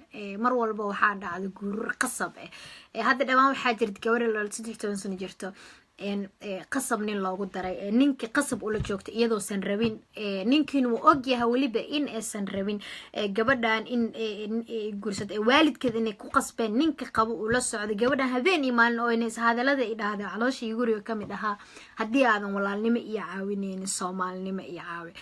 waa wax familkeyga saaid uga dhex taagan, sanad walbay dhacdaa dhowr gabdhood oo kala duwan in waxyaabahaas lagu qasbo. waana fiican tahay in diin ahaan u ogaan in waxaan ay tahay wax diinta ka imaada ama wax dhaqanka ka imaada. Ismaaciilna wuxuu dhahay labada qof is guursanaysa qof kamid ah qasab ku socdo guurkaasi waa xaraan, xalaal ma aha. So gabadhaas masaakiinta agoonta 13 sano jirtay ooynaysa laga ooyinsiina in ninkaas lagu daray ay tahay diiniyan iyo xaq iyo xalaal inay tahay. Ismaaciil macaawo inoo cadeeyay in ay xaraan tahay labada qof ee guurka is guursanaa qof kamid ah haduu guurka qasab ku yahay. waana wax saad u qaldan, waana waxad walaashay macaan oo iga yar heesto oo waliba taleefankay ka ooynaysay ka calacalisay caawinaad ka dalbanaysay caawi kala heed laga sii qaaday, ninka qabana oo uga qaaday awoodii inay la joogtay asaga yartaa cunug saqiir agoon tahay uuna u heesto inuu aaminsan yahay inuu u heesto diiniyan inay tahay. laakiinse hadalka ugu dambeeyay gabadhaasi ila dhalatay dhahday waxay ahayd abaay maxaa sameeyaa haddii aadan walaalnimo xitaa igu qaban karin soomaalinimo wax igu qabo, waana iiso sheeg qasab loogu daray iyadoo waxay doorata ma ahayn ninka heesto haddaa u maleysid gabadhaas qasabka lagugu daray waalidkeeda ku soo cajiyo haddaa u heysatid inay xalaal kula joogto. Ismaaciil oo diinta islaamka bartay caawa meeshan wuxuu inooga sheegay in xaraan ay tahay labada qof ee isqabo midkood hadduu qasab ku socdo. waxaa rajeynayaa inuu message-kay ku soo gaari doono ama maqli doontid ama qof adiga aad taqaanay ama familkaaga maybe daabanoyn haddii gabadhaas agoonta in xalaal ku tahay umalist xaraan ku tahay, because wax la soo qasbay ma aha fikir iyada ka soo. So ama sintii dhamaantiin maxaa laayay su'aal. Okay, there's so many questions. Hope I will. Is it okay? You can tell Ismail when you really want to finish, because I was talking about it. If you wanted to know what I was saying a little bit, it was like it really hurts that one of my sister, 30 years old, first in marriage, she was crying.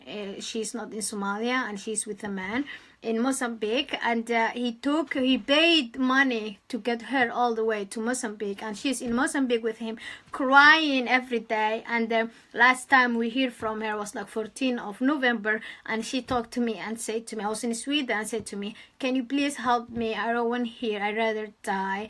If you can't help me as your sister, can you help me as a Somalian girl? And yeah, and it really make me so sad and to think about it so much. And seems my family doesn't care so much about it, not listening. They believe that they are doing good. They believe this is what religion is saying and what the culture is saying, and we should do it. So I was telling, if her husband is watching me, if her family decided to do that to her, he doesn't have to do the same thing. He can look at her Yeah, I was. Yeah, it's one of my. Yeah, it's one of my really sad part. And this thing is going on so much in my family and all the society, most of them. So, yeah, we talked about the inheritance. Yeah, this is one. This is most of them is for me really. It's like I don't cover so much on my body. I sometimes I have my hair open, and my people, Somalian people, it's so conservative. If they see your hair open and you're not covering your body, they say you're not Muslim anymore. Sometimes call you a whore, alcoholist, druggist. And there is also a few girls who wear hijab and society thinks good girls. And when you go into them, I really do many things that I don't. So, so what do Muslims say? Can women be called a prostitute if she didn't cover her body or her hair? Okay. Okay, so I would love to translate this sentence by sentence. So my first sentence is every human being does sin. Yeah, qof Every walbo human being does sin. yeah, qof walbo adduunkan jooga dambi wuu sameeyaa. But people sin differently. Yeah, dadka dambi kala duwan qofba si gooni u dambi u galaa. So there are some people, you look at them, it looks like they never ever do any sins. Yeah, dadka qaar markaa fiirisid waxay u egyihiin dad aan weligood dambiye galin. But Allah subhanahu wa ta'ala never created anyone who doesn't do sins. But ilaahay maxaa lahaye ilaah subxaana watacaala qof walbo uu abuuray ma jirto qof aan dambiga galin. When you say that, if God never created anybody who made sins, can we say our prophet Muhammad also did something? Oh, okay, so good question, very beautiful question, I love it, I get that question all the time. Prophet Muhammad sallallahu alayhi wasallam never did sins, but he did mistakes, small mistakes. Yeah, okay. Waxaa weydiiyaa There's a difference between sin and mistake. Yeah, okay. Waxaa weydiiyay haddii qof walbo ilaahay uu may uu qalad galo nabigeena calayhi salaatu wasalaam qalad dambi ma galiye qalad ma dambi ma galiye calayhi salaatu wasalaam wuxuu dhahay nabigeena qalad uu sameeyaa jirta laakiin dambi muusan gelin waana su'aalaha inta badan ah helo markaan dadka u sheego ilaahay muusan abuurin qof adoomadiisa kamid waana dambi gelin. Okay. So no dhanb, I heard you say the word dhanb means sins. So there was no dhanb. Muhammad sallallahu alaihi wasallam never did any sins, but we know that the surah Abasa wa Tawalla, you know this surah. Yeah, I know. It's a very famous surah in the Quran, and it wasn't a sin, it was a small mistake. And mistakes happen because you forget, because you're human. So every human makes mistakes, and every human except for Muhammad sallallahu alaihi wasallam and the prophets do sins. So not the prophets, but every other human does sin. Okay, sorry. I was reading some of the commented. Okay, I'm really sorry about this because I lost my mind a little bit. So, you said. So every human does sins. The prophets, they don't do sins, but they do mistakes. Yeah, I told that Muhammad never did sin, but he did some mistakes. Yeah, I said that. Right here. Okay, so that's perfect. Now that we understand that, what makes someone Muslim and what makes someone not Muslim? That's my next question. Okay. Well, qof maxaa muslim ka dhigay qof maxaa muslim ka dhigay qofna maxaan horta muslim ka dhigi karin waa su'aasha ugu weyn ee taagan. Yeah. Okay, so in Islam, the person who is Muslim is the person who says La ilaha illallah Muhammadur Rasulullah. Okay, qofka muslimka waa qofka oo muslimka waa qofka dhahay La ilaha illallah Muhammadur Rasulullah. That's a Muslim. That's a Muslim. Qofkaas waa Muslim. Can a Muslim do sins?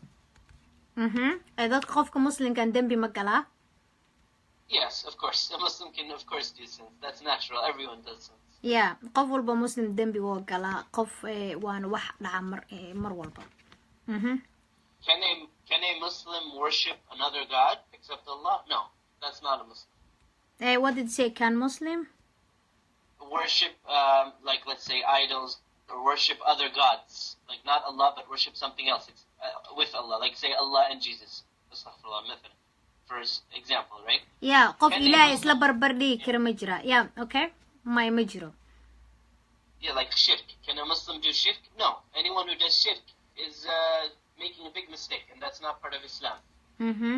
So basically, some people have a problem called takfir. Takfir. And takfir means calling someone is non-Muslim, is not Muslim. Yeah, this is called takfir. Yeah, okay. So dadka muslimka dhibka haysta oo dadka qaar calashan dhibka jiro waxay tahay qof muslim inuu qof kale ugu waco qofkan muslim ma aha. Like if someone says you're not Muslim, that called takfir. Yes, that's called takfir. qof markuu kugu dhaho qof markuu kugu dhaho takfir is if the person who's doing takfir is saying, like, let's say, for example, I see a man who does something bad. He steals money, and I say you're a kafir. In Islam, if I call a Muslim kafir, that means I am most likely a very bad person. I'm most likely a kafir myself. So takfir makes you a kafir. So, like, when someone say to you takfir, makes you kafir. What's the different takfir? I know takfir is like when a person call other person that they're not Muslim. Yes. But what is kafir? So a kafir is a person who's not a Muslim. So if I say, for example, let's just give an example. There's someone named Zayd, and I say Zayd is a kafir. The action I did is called takfir. I did takfir on Zayd. Okay. Okay. When, let's say Zayd is a good Muslim, but he does sins. Let's say Zayd, let's say he drinks alcohol, or he does drugs, but he says, La ilaha illallah Muhammadur Rasulullah. Then if I do takfir on Zayd, I am doing something very bad, and I am actually almost a kafir myself, because I did takfir on Zayd. Do you understand? Yeah. If you call someone else a kafir, you are a kafir. Okay. Okay, this is really good thing. When haddii aragtid qof wax xun sameynaa sida qof qamri cabaayo ama wax xun sameynaa waxyaabaha diinta ka reebtay ama madaxiisa qaawan ama si kale u libisan haddii aad ku dhahdo qofkaas ma aha Muslim waxay la mid tahay in adiga aqalad weyn galo sidoo adiga calashan ka dhigto. Okay, I want to be clear. Ina hubiyaa rabatan.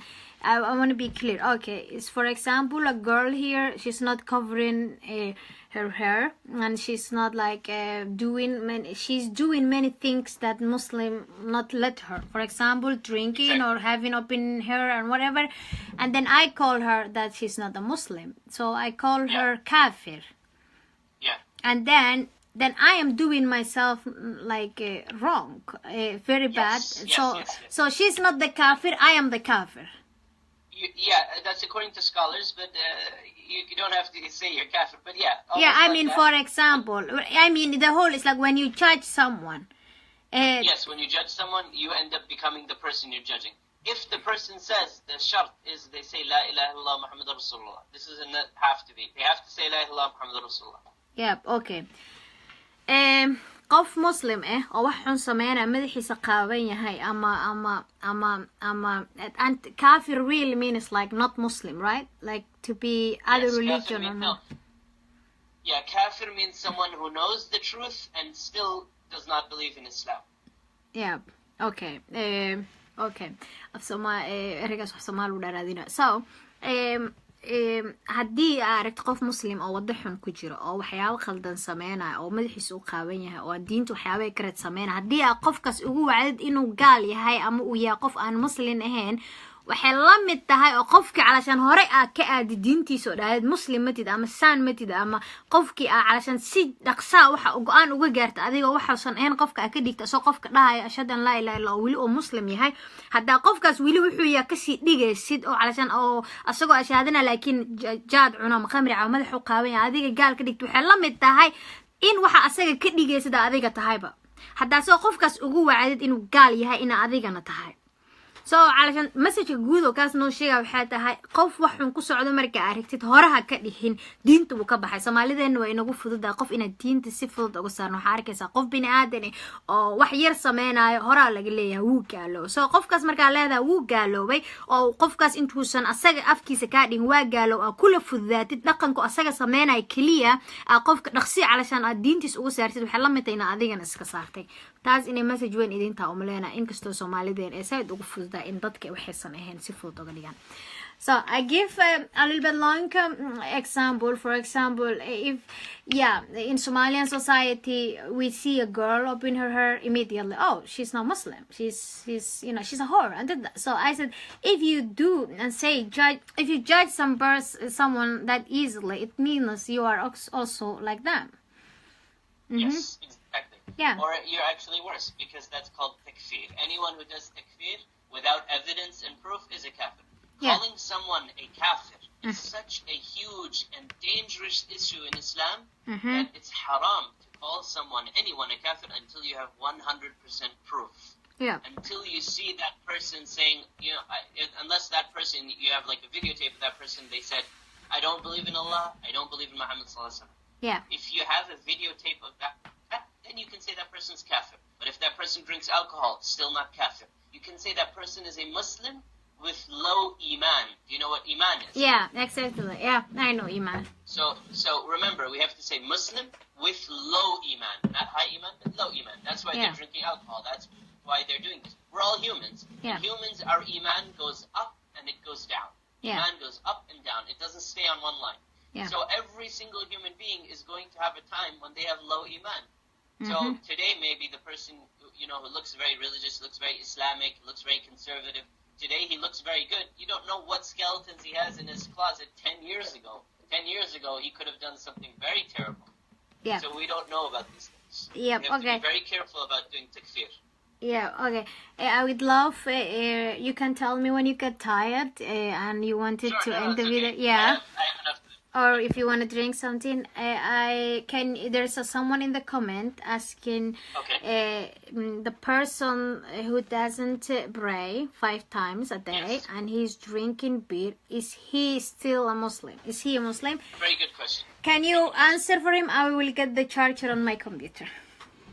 Sure. Okay. So I'm going to answer in English, and maybe Najma is going to translate. Yeah. The person who asks is, I think they speak English because the question is English. Oh, that's perfect. Okay. So the question is, someone who doesn't pray Salah 5 times a day. Yeah. You have to ask the question, why? Why doesn't he pray Salah 5 times a day? If he answers, dude, I don't pray Salah 5 times a day because I hate Salah, I'm against Salah, I don't think you have to pray Salah, then that person is a kafir. If the person responds and say, you know what, bro, I'm very lazy, I want to pray Salah, I love to pray Salah, I'm lazy, I'm tired, I'm trying my best, then that is something called al-kasal. Kasal means laziness. If someone doesn't pray Salah out of laziness, the scholars, there's 4 main scholars of Islam. Imam Abu Hanifa, Imam Malik, Imam Shafi'i, and Imam Ahmed bin Hanbal. I think in Somalia they follow Imam Malik mostly, if I'm not mistaken. In Saudi Arabia, we follow Imam Ahmed bin Hanbal mostly. Most of the scholars of Islam, they said for someone who doesn't pray Salah out of kasal, what I mean by scholars, I mean the one more recently, the ones who follow those 4 imams, not those 4 imams themselves. They say if someone doesn't pray Salah because they're lazy, but they say, you know what, I want to pray Salah, I know that Salah is important, I know I have to pray Salah, but man, I'm lazy, I try my best, that person is not kafir. The person who is kafir is the one who says, I refuse to pray Salah 5 times a day. I don't want to pray Salah 5 times a day. I don't need to pray Salah 5 times a day. That person's kafir. But if there's a person who says, you know what, I'll try my best. And then he tries. The next morning he goes, he forgets about Fajr. At Dhuhr time he's drinking coffee. At Asr time he's busy, working in the field. At Maghrib time he's busy. So basically you have to look at the situation. It's always a different situation for every person. So number 1, a person who doesn't pray 5 times Salah, again, you can't say he's kafir right away. You have to find out why. And my main question is, why do we care about making someone kafir? One famous scholar of Islam said, someone asked him a question. They said, yeah, sheikh, what is the ruling for someone who doesn't pray salah 5 times a day? Is he Muslim or kafir? The sheikh responded, the ruling is help him pray salah 5 times a day. Take him to the mosque, help him out. You shouldn't be worried about making someone kafir. You shouldn't be worried about making someone mu'min. You should be worried about helping that person. Yeah. It doesn't matter. I mean, you're not the judge. You're not Allah subhanahu wa ta'ala. Maliki yawmiddin. The Malik, the king of yawmiddin, of the day of judgment, is Allah. He's going to be the one who decides. So someone who's not praying salah, maybe he's not praying salah because he's lazy. Maybe he's not praying salah because he doesn't know how to pray salah. So there's 100 reasons, 100 excuses. We have to try to be open-minded, and we have to try to help people learn to love salah. No one is going to refuse to pray salah if they don't know what it is. Let me tell you a story about myself really quickly. I started loving salah and praying salah totally differently when I realized how good it is. When someone tells me, dude, pray salah, you don't want to pray salah. You're being forced to. But if you have the opportunity, you have your own private time, you say, you know what, I want to just talk to Allah subhanahu wa ta'ala, God, privately. And you take 5 minutes out of your day, you do wudu, you pray salah, you're going to love it. So the question is not if someone doesn't pray 5 times salah, does that mean Muslim? That's not the question. The question is if someone doesn't pray 5 times salah, 5 times a day, go to him or her, help him or her, teach him what salah is. Maybe they're lazy, maybe they're confused, maybe they don't know what salah even means. Teach them these things. That's the first thing. Second thing, you mentioned alcohol. Again, I have to mention this. In the Quran it says stay away from alcohol. In the Hadith it says don't drink alcohol. But if someone drinks alcohol, does that make them non-Muslim? No. It just means they're making a sin. They're doing a mistake. There's a very famous phrase, before you point a finger to someone else, realize you have 4 fingers pointing to you. Remember, when you're pointing to someone else, you're pointing your 3 fingers back to yourself. Yeah. So, exactly. That's true. So, it's funny, it's an Arab phrase. I used to hate it, but now I like it. But anyway, point is that there's this phrase that says, before you judge someone else, look at yourself. So, let's say I see someone who's an alcoholic who drinks alcohol every day, and I look at my own life. I'm a liar. I cheat. I'm not good to my parents. I don't help my parents as much as I have to. So before I judge someone else, I gotta judge myself. The last thing I want to say, I'm sorry I took so much time on this question, but I love it, is if someone is an alcoholic, doesn't pray salah 5 times a day, then they're still Muslim if they say La ilaha illallah Muhammadur Rasulullah, if they love salah and they like the idea of salah, and they don't like alcohol, they know this is something bad. I mean, look, let me tell you something. Shaitan always makes you like something, like alcohol, for example. It's very attractive, okay? Mm-hmm. You know, culture, American culture, movies, they made it look very beautiful. They made it look fun. The feeling you get when you're drunk, it's something that's very attractive. Mm-hmm. But deep down in your heart, if you have that voice that says, you know what, this is wrong, I'm going to say astaghfirullah, I'm going to ask Allah subhanahu wa ta'ala to forgive me, you're a Muslim. Sometimes you're even better Muslim than the one who never drank alcohol once, even in their life. It all depends on the heart, and it depends on your amal. There'll be someone who doesn't drink alcohol, but they're not good to the poor. They're not good to their neighbors. They're not good to their parents. So that's all I would say. Jazakallah khair. Yeah, okay. Thank you so much. If you want to drink water or something, it's really fine. I love talking. So. Okay. And thank you so much for doing a smile. This is real nice of you, and I'm sure I learned a lot from you right now. And I hope my people also like that. Here's a question issue. And I one of like if a man can beat his wife, we talked earlier, he can't beat his wife. Yes, there's an ayah in the Quran about that, if I can talk about it. Yeah, sure. Go ahead. Okay. So the people who beat their wives, who hit their wives, they basically say, oh, I can do it. And you ask them why. They say there's an ayah in the Quran that says, وَضْرِبُوهُنْ. Idrib means to hit in Arabic. وَضْرِبُوهُنْ means you can hit them. You can hit the females, right? But what does this ayah mean? The problem is they don't look at the ayah before it, and they don't look at the ayah after it. They just pick that ayah like it's some cherry on a tree, and they pick it and eat it, right? Mm-hmm. This is in a time period when this was common. Every single human being used to hit their wives in the 7th century. Today, it's not allowed. That's the first thing. Second thing, did Muhammad sallallahu alayhi wa sallam beat up any of his wives? No, he didn't. There's a hadith in the book of Tirmidhi. Remember, there's 6 books of hadith, guys. The first book of hadith is Bukhari. And you have Muslim. And you have Sunan Abi Dawud. You have Ibn Majah. You have At-Tirmidhi. And you have An-Nisa'i. So At-Tirmidhi is the 4th or 3rd or 4th book of hadith. very authentic, very strong hadiths. Okay? This hadith says, مَا ضَرَبَ النَّبِيُّ صلى الله عليه وسلم امرأة قط. Muhammad sallallahu alaihi wasallam is the wife of Muhammad sallallahu alaihi wasallam. She's telling us. She's telling her student who told her student who told us, basically. This is how the hadith reaches us. There's always a chain, right? So basically, Muhammad sallallahu alaihi wasallam's wife said, Muhammad sallallahu alaihi wasallam never hit his wife or any woman ever in his life. Remember, the Quran was revealed to who? Who is the one who first heard the Quran? Muhammad sallallahu alaihi wasallam, right? Yeah. He was the first person to hear the Quran. When he heard the ayah, وَضْرِبُوهُنْ, which says you are allowed to hit your wife, and he never hit his wife, what does that mean? Maybe that means we didn't understand what the word وَضْرِبُوهُنْ even means. Yeah. Because who can understand the Quran better than Muhammad sallallahu alaihi wasallam? No one. No one. He's the one who got the Quran himself. So yeah. Anyway, so the first point was in the ancient times, 1,400 years ago, people used to hit their wives. It was normal. Number two, Muhammad sallallahu alaihi wasallam never hit his wife. So what does that mean? It's not something you should do. It's not something you should look up to. Remember, Muhammad sallallahu alaihi wasallam is a role model for all Muslims all around the world. We should look up to him. We should love him. We should try to be like him. He never hit any women, so we're not supposed to hit women. Women. Number three, one Sahaba said, even if you have to hit your wife, which by the way is, just, with all due respect, a very stupid idea. He said it should be literally like a tissue. You know how light a tissue is? Yeah. Just a warning. Like you literally take a tissue and hit her with that to warn her, to show her I am really angry. But again, does that work in the 21st century? Does that fit in the year 2017?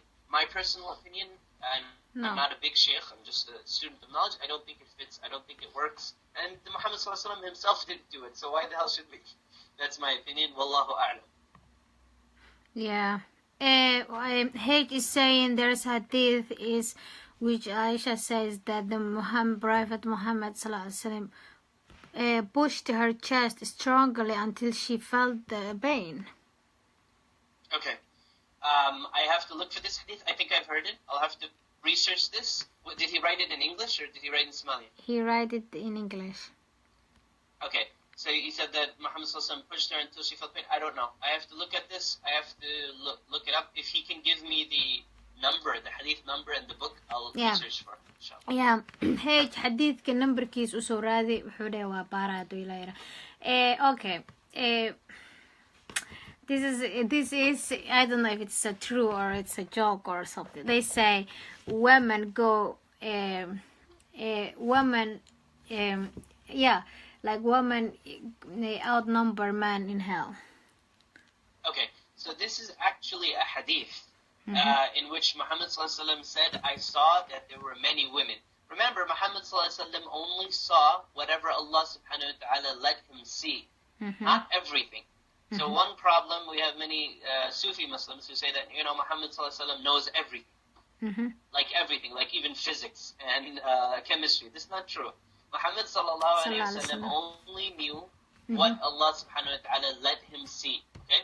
So there was only one scene, like an image that Muhammad sallallahu alaihi wasallam saw, in which he saw there were more women in Jahannam than there were men. Okay? And then he was asked why. Remember I said the question why is very important? Yeah. They asked why, and he said because they are unthankful to their husbands. Now we have to realize Jahannam, which is hell, there are many parts of Jahannam.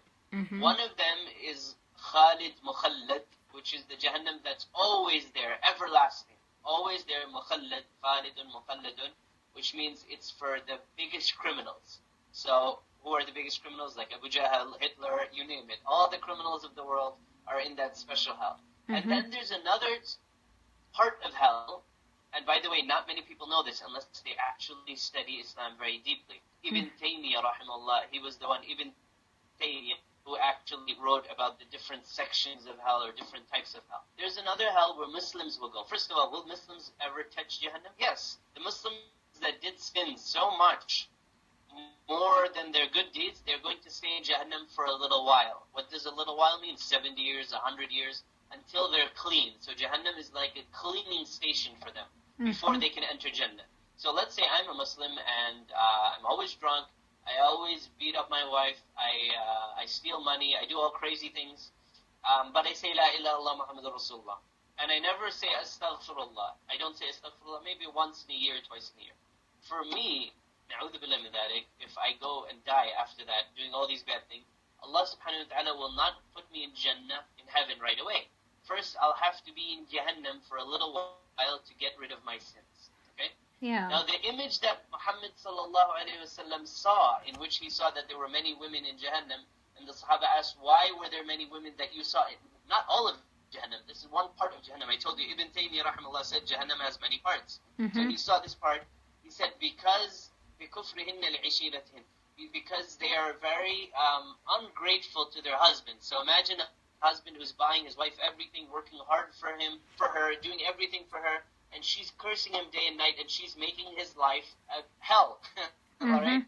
So for that, is she going to be in the Jahannam that's for criminals, or is she going to be for the Jahannam that's for the people who are doing bad things, like drinking alcohol, or, doing these things? She's going to be in the temporary Jahannam, right? For doing something mean. She's destroying her husband's wife.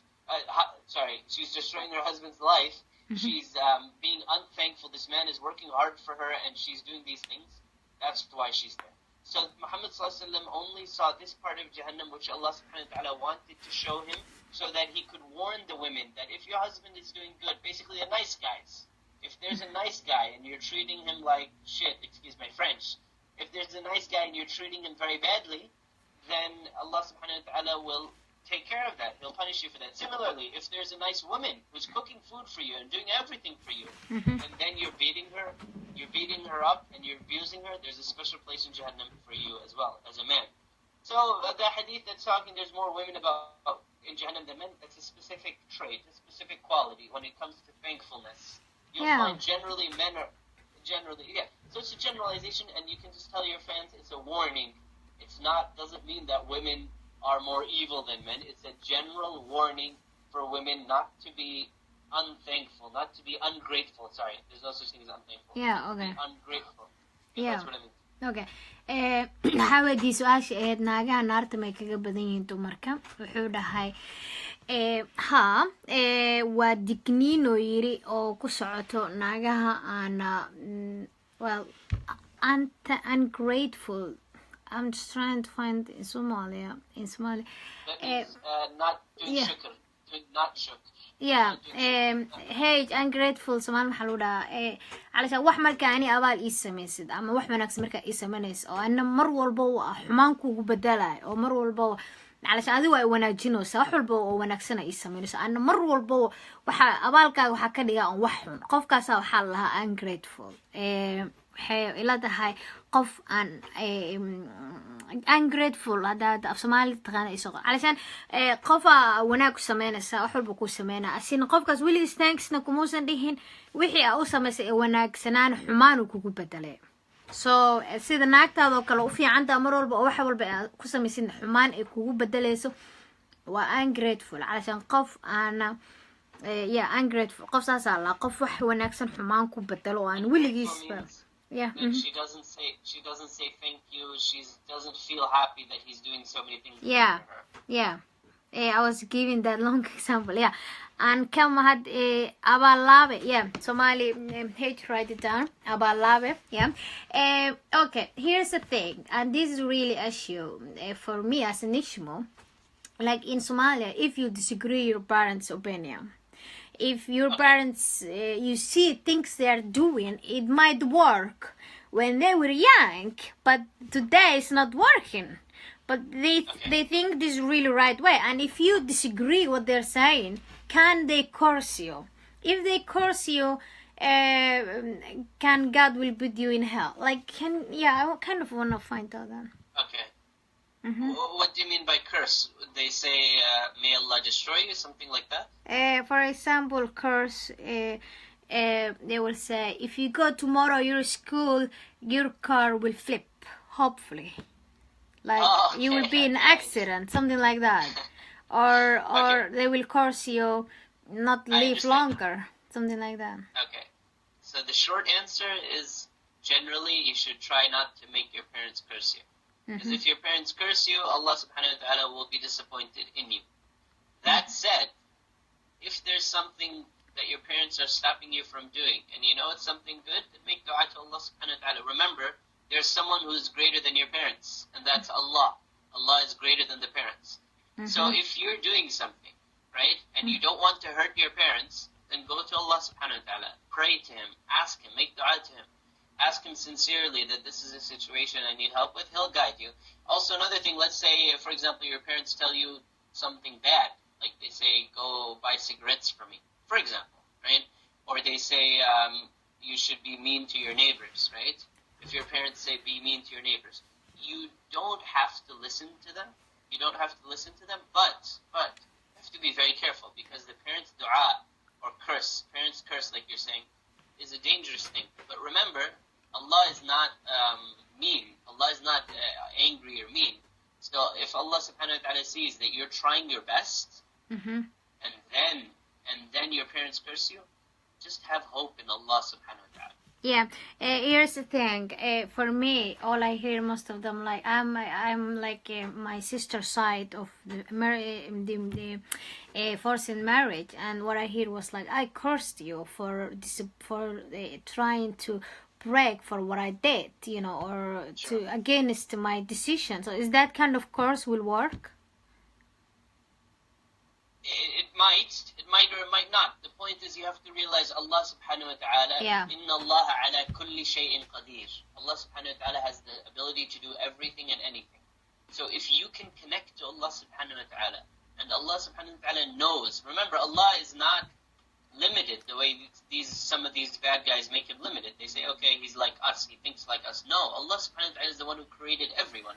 He created the Europeans, He created the Africans, He created the Arabs.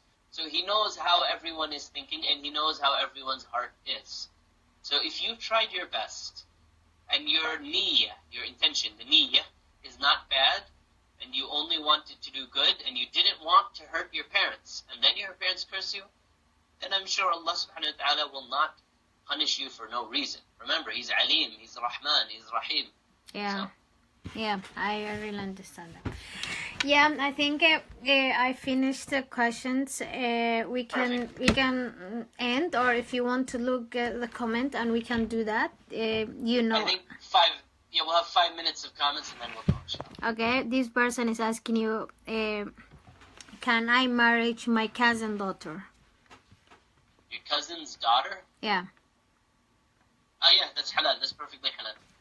Is it culturally acceptable? That's a different question. So if your culture says no, then try to stay away from it. But if you're asking halal and haram, it's halal. Cousin's daughter is halal. Yeah, okay. Yeah, this really was really good. One of the things I learned from you is marriage forced is completely haram in Muslim law, which I really would love my people to hear it. Guurka qasabka waa xaraan. Labada qof ee guurka la isku qasbay haduu midkood qasab ku socdo diinta way xaraantimaysa. Waa in labada qof ee raali isku yihiin hadii waalidiinta Soomaaliyeed ay joojin karaan isku darka qasabkeen waa fiicnaan. The other thing that I want to make sure that really make happy for me is women can be a leader, because we have so much hope to be a leader in Somalia, in Somalian girls, because for us in Somalia now we can't trust anymore in Somalian man in the country, really, because in 1991 who bring the corruption was a man, who raped women was a man, who killed our fathers was other man, who killed kids, innocent kids, and bombing everything is a man. So now we are saying it's the time Somalian men to be retired, and women, you know, and Somalian women was just serving the country for all that time. They were like raising kids, cleaning the blood that other men caused, and everything. So now we're saying Somalian needs a girl, it's not a man anymore. But it's a good idea. It's a good idea. Yeah. Remember, Aisha radiallahu anha was a female, and she was a girl, and she led an army. Bilqis was a female, and she was a queen. Yeah, waxa uu sheegay Ismaaciil in gabdhaheena Soomaaliya in calashan diinteen inay noo banays in gabdhaheena ay noqon karaan dad hogaamin kara wadanka. Hadii hore lagu sheegay in diinta Islaamka ay xaraantimaysay in gabdhaha hogaan u noqdaan wadan, waxa tusaale lagu soo siiyay Aisha oo kamid ahayd nabigeena Kaleey salaatu wasalaam xaaskiisa in ciidan dhan iyada mar hogaaminaysa wuxuu kala tusaale inoo siina quraanka ku jirto boqorad balqiis oo ahayd boqorad dhan madaxweynimada wadanka noqoto waxa ka sareysa inaa boqorad noqotid soo Ismaaciil wuxuu inoo sheegay in queen boqorad balqiis quraanka lagu sheegay iidan ahayd hogaamiye boqor ilaa heer sare soo haddii hore loo dhahay gabdhaheena calashan waxa uu hogaamin karaan diinta waxa ka xaraantimayse maanta sheekh Ismaaciil wuxuu inoo sheegay in diinteena ay noo banaasay in hogaamin noqon karno waxaan rajeenaa in gabdhaha Soomaaliyeed ee wadanka u kici doonaan wax baran doonaan eena hor naxalaay horumarna gaarsiin doonaan waayo Soomaaliyeed nimankooda waxba ma dhaheeno laakiin waa kuwii burburka bilaabay waa kuwii dadkii nimanka fiicnaa dilay kuwii caruurta kufsaday waxa uma qabno waa cafinayna waa wiilashani waa walaalaheeni laakiin se waxaan rabnaa oo kaliya in gabdhaha Soomaaliyeed hurdada dheer ay ku jiraan ay ka soo kacaan een ogaadaan maxay diinta u baneysay maxay ka xaaraantimisay maxaa dhaqan u baneeyay maxaa soo dhaqan ka xaaraantimay horan waa idin kugu sheeg dhaqanka Soomaaliyeed wixii fiican waa ka qaadanayna wixii xunna waa ka tagayna laakiin waxyaabaha diinta inaga reebtay waxna kama bedeli karno sida inaga reebta ugu hareena laakiin waxyaabaha dhaqanka inaga reebay waan bedelina thank you so much Ismail for saying that and thank you for being part of this. I'm so thankful for it, for your time and for everything you did tonight, and thank you so much. I don't know, I can't describe a word, but I learned a lot from you. Thank you so much. It was an honor, and things like this give me purpose. We realize there's so much work we have to do. Yeah, sometimes, so much. We get lazy, and so we get lazy. People like me get lazy, and don't feel motivated. But let me just say one quick thing: that mashallah, I'm very inspired by you and by your work, and I'll make a lot of dua that your work is successful, and I encourage all of your fans and viewers to continue supporting you, because people like you need support, and people like you need as much help as they can. And inshallah, one day people like you will be the leaders of these countries and help bring true Islam, not culture, but true, peaceful, beautiful Islam back to these countries. Jazakallah khairah, and thank you so much to the viewers. Assalamu alaikum. Wa alaikum salam. Thank you so much. We will hear. I'm looking forward to see you in January. Thank you so much. Likewise. Okay, thank you. Yeah. Thank you. Bye. Alaikum salam. Okay. Waxaa rabaa kaliya intaan okay. Go back to Facebook. Go here. Because inaan hadlaan rabo aan bahadla ma xumeeyo. Okay. Kamerad saani kaga dhigta I don't know. Okay. Waa ku mahadsan Ismaaciil inta uu waqtigiisa dheerna siiyay inaa wax kororsatidna wax xun ma aha waxa uu sheegay hadalkaas dadka hoos ku soo qorayaan wadaadada Soomaaliyeed ma ku kalsoonaan weysay wadaadada Soomaaliyeed no wadaadada Soomaaliyeed waa ku kalsoona wadaadada Soomaaliyeed waa jecla laakiin inaa wax kororsatid waxa aadan ogeena soo ogaatid wax xun ma aha mid kale to idin leeyahay waxay tahayna maxaa lahaye in calashan dhaqanka iyo diinta waa iskenderson waxyaabo badan waxaa jira dhaqan Soomaali aha oo diinta gadaal ugu soo darsoomay Ismaaciil wuxuu dhahay diinta Islaamka intaansan Emmanuel ka hor aysan soo deginba wadan walba dhaqan u lahaa markay diinta Islaamka imaadayna dhaqamadaas inta qaar ay xumaa diinta ay reebi karto xuday way reebtay inta kale tan wali way sii jiraan oo gudninka kamid yahay oo qamriga diinta Islaamka reebtay wali ka sii mid yahay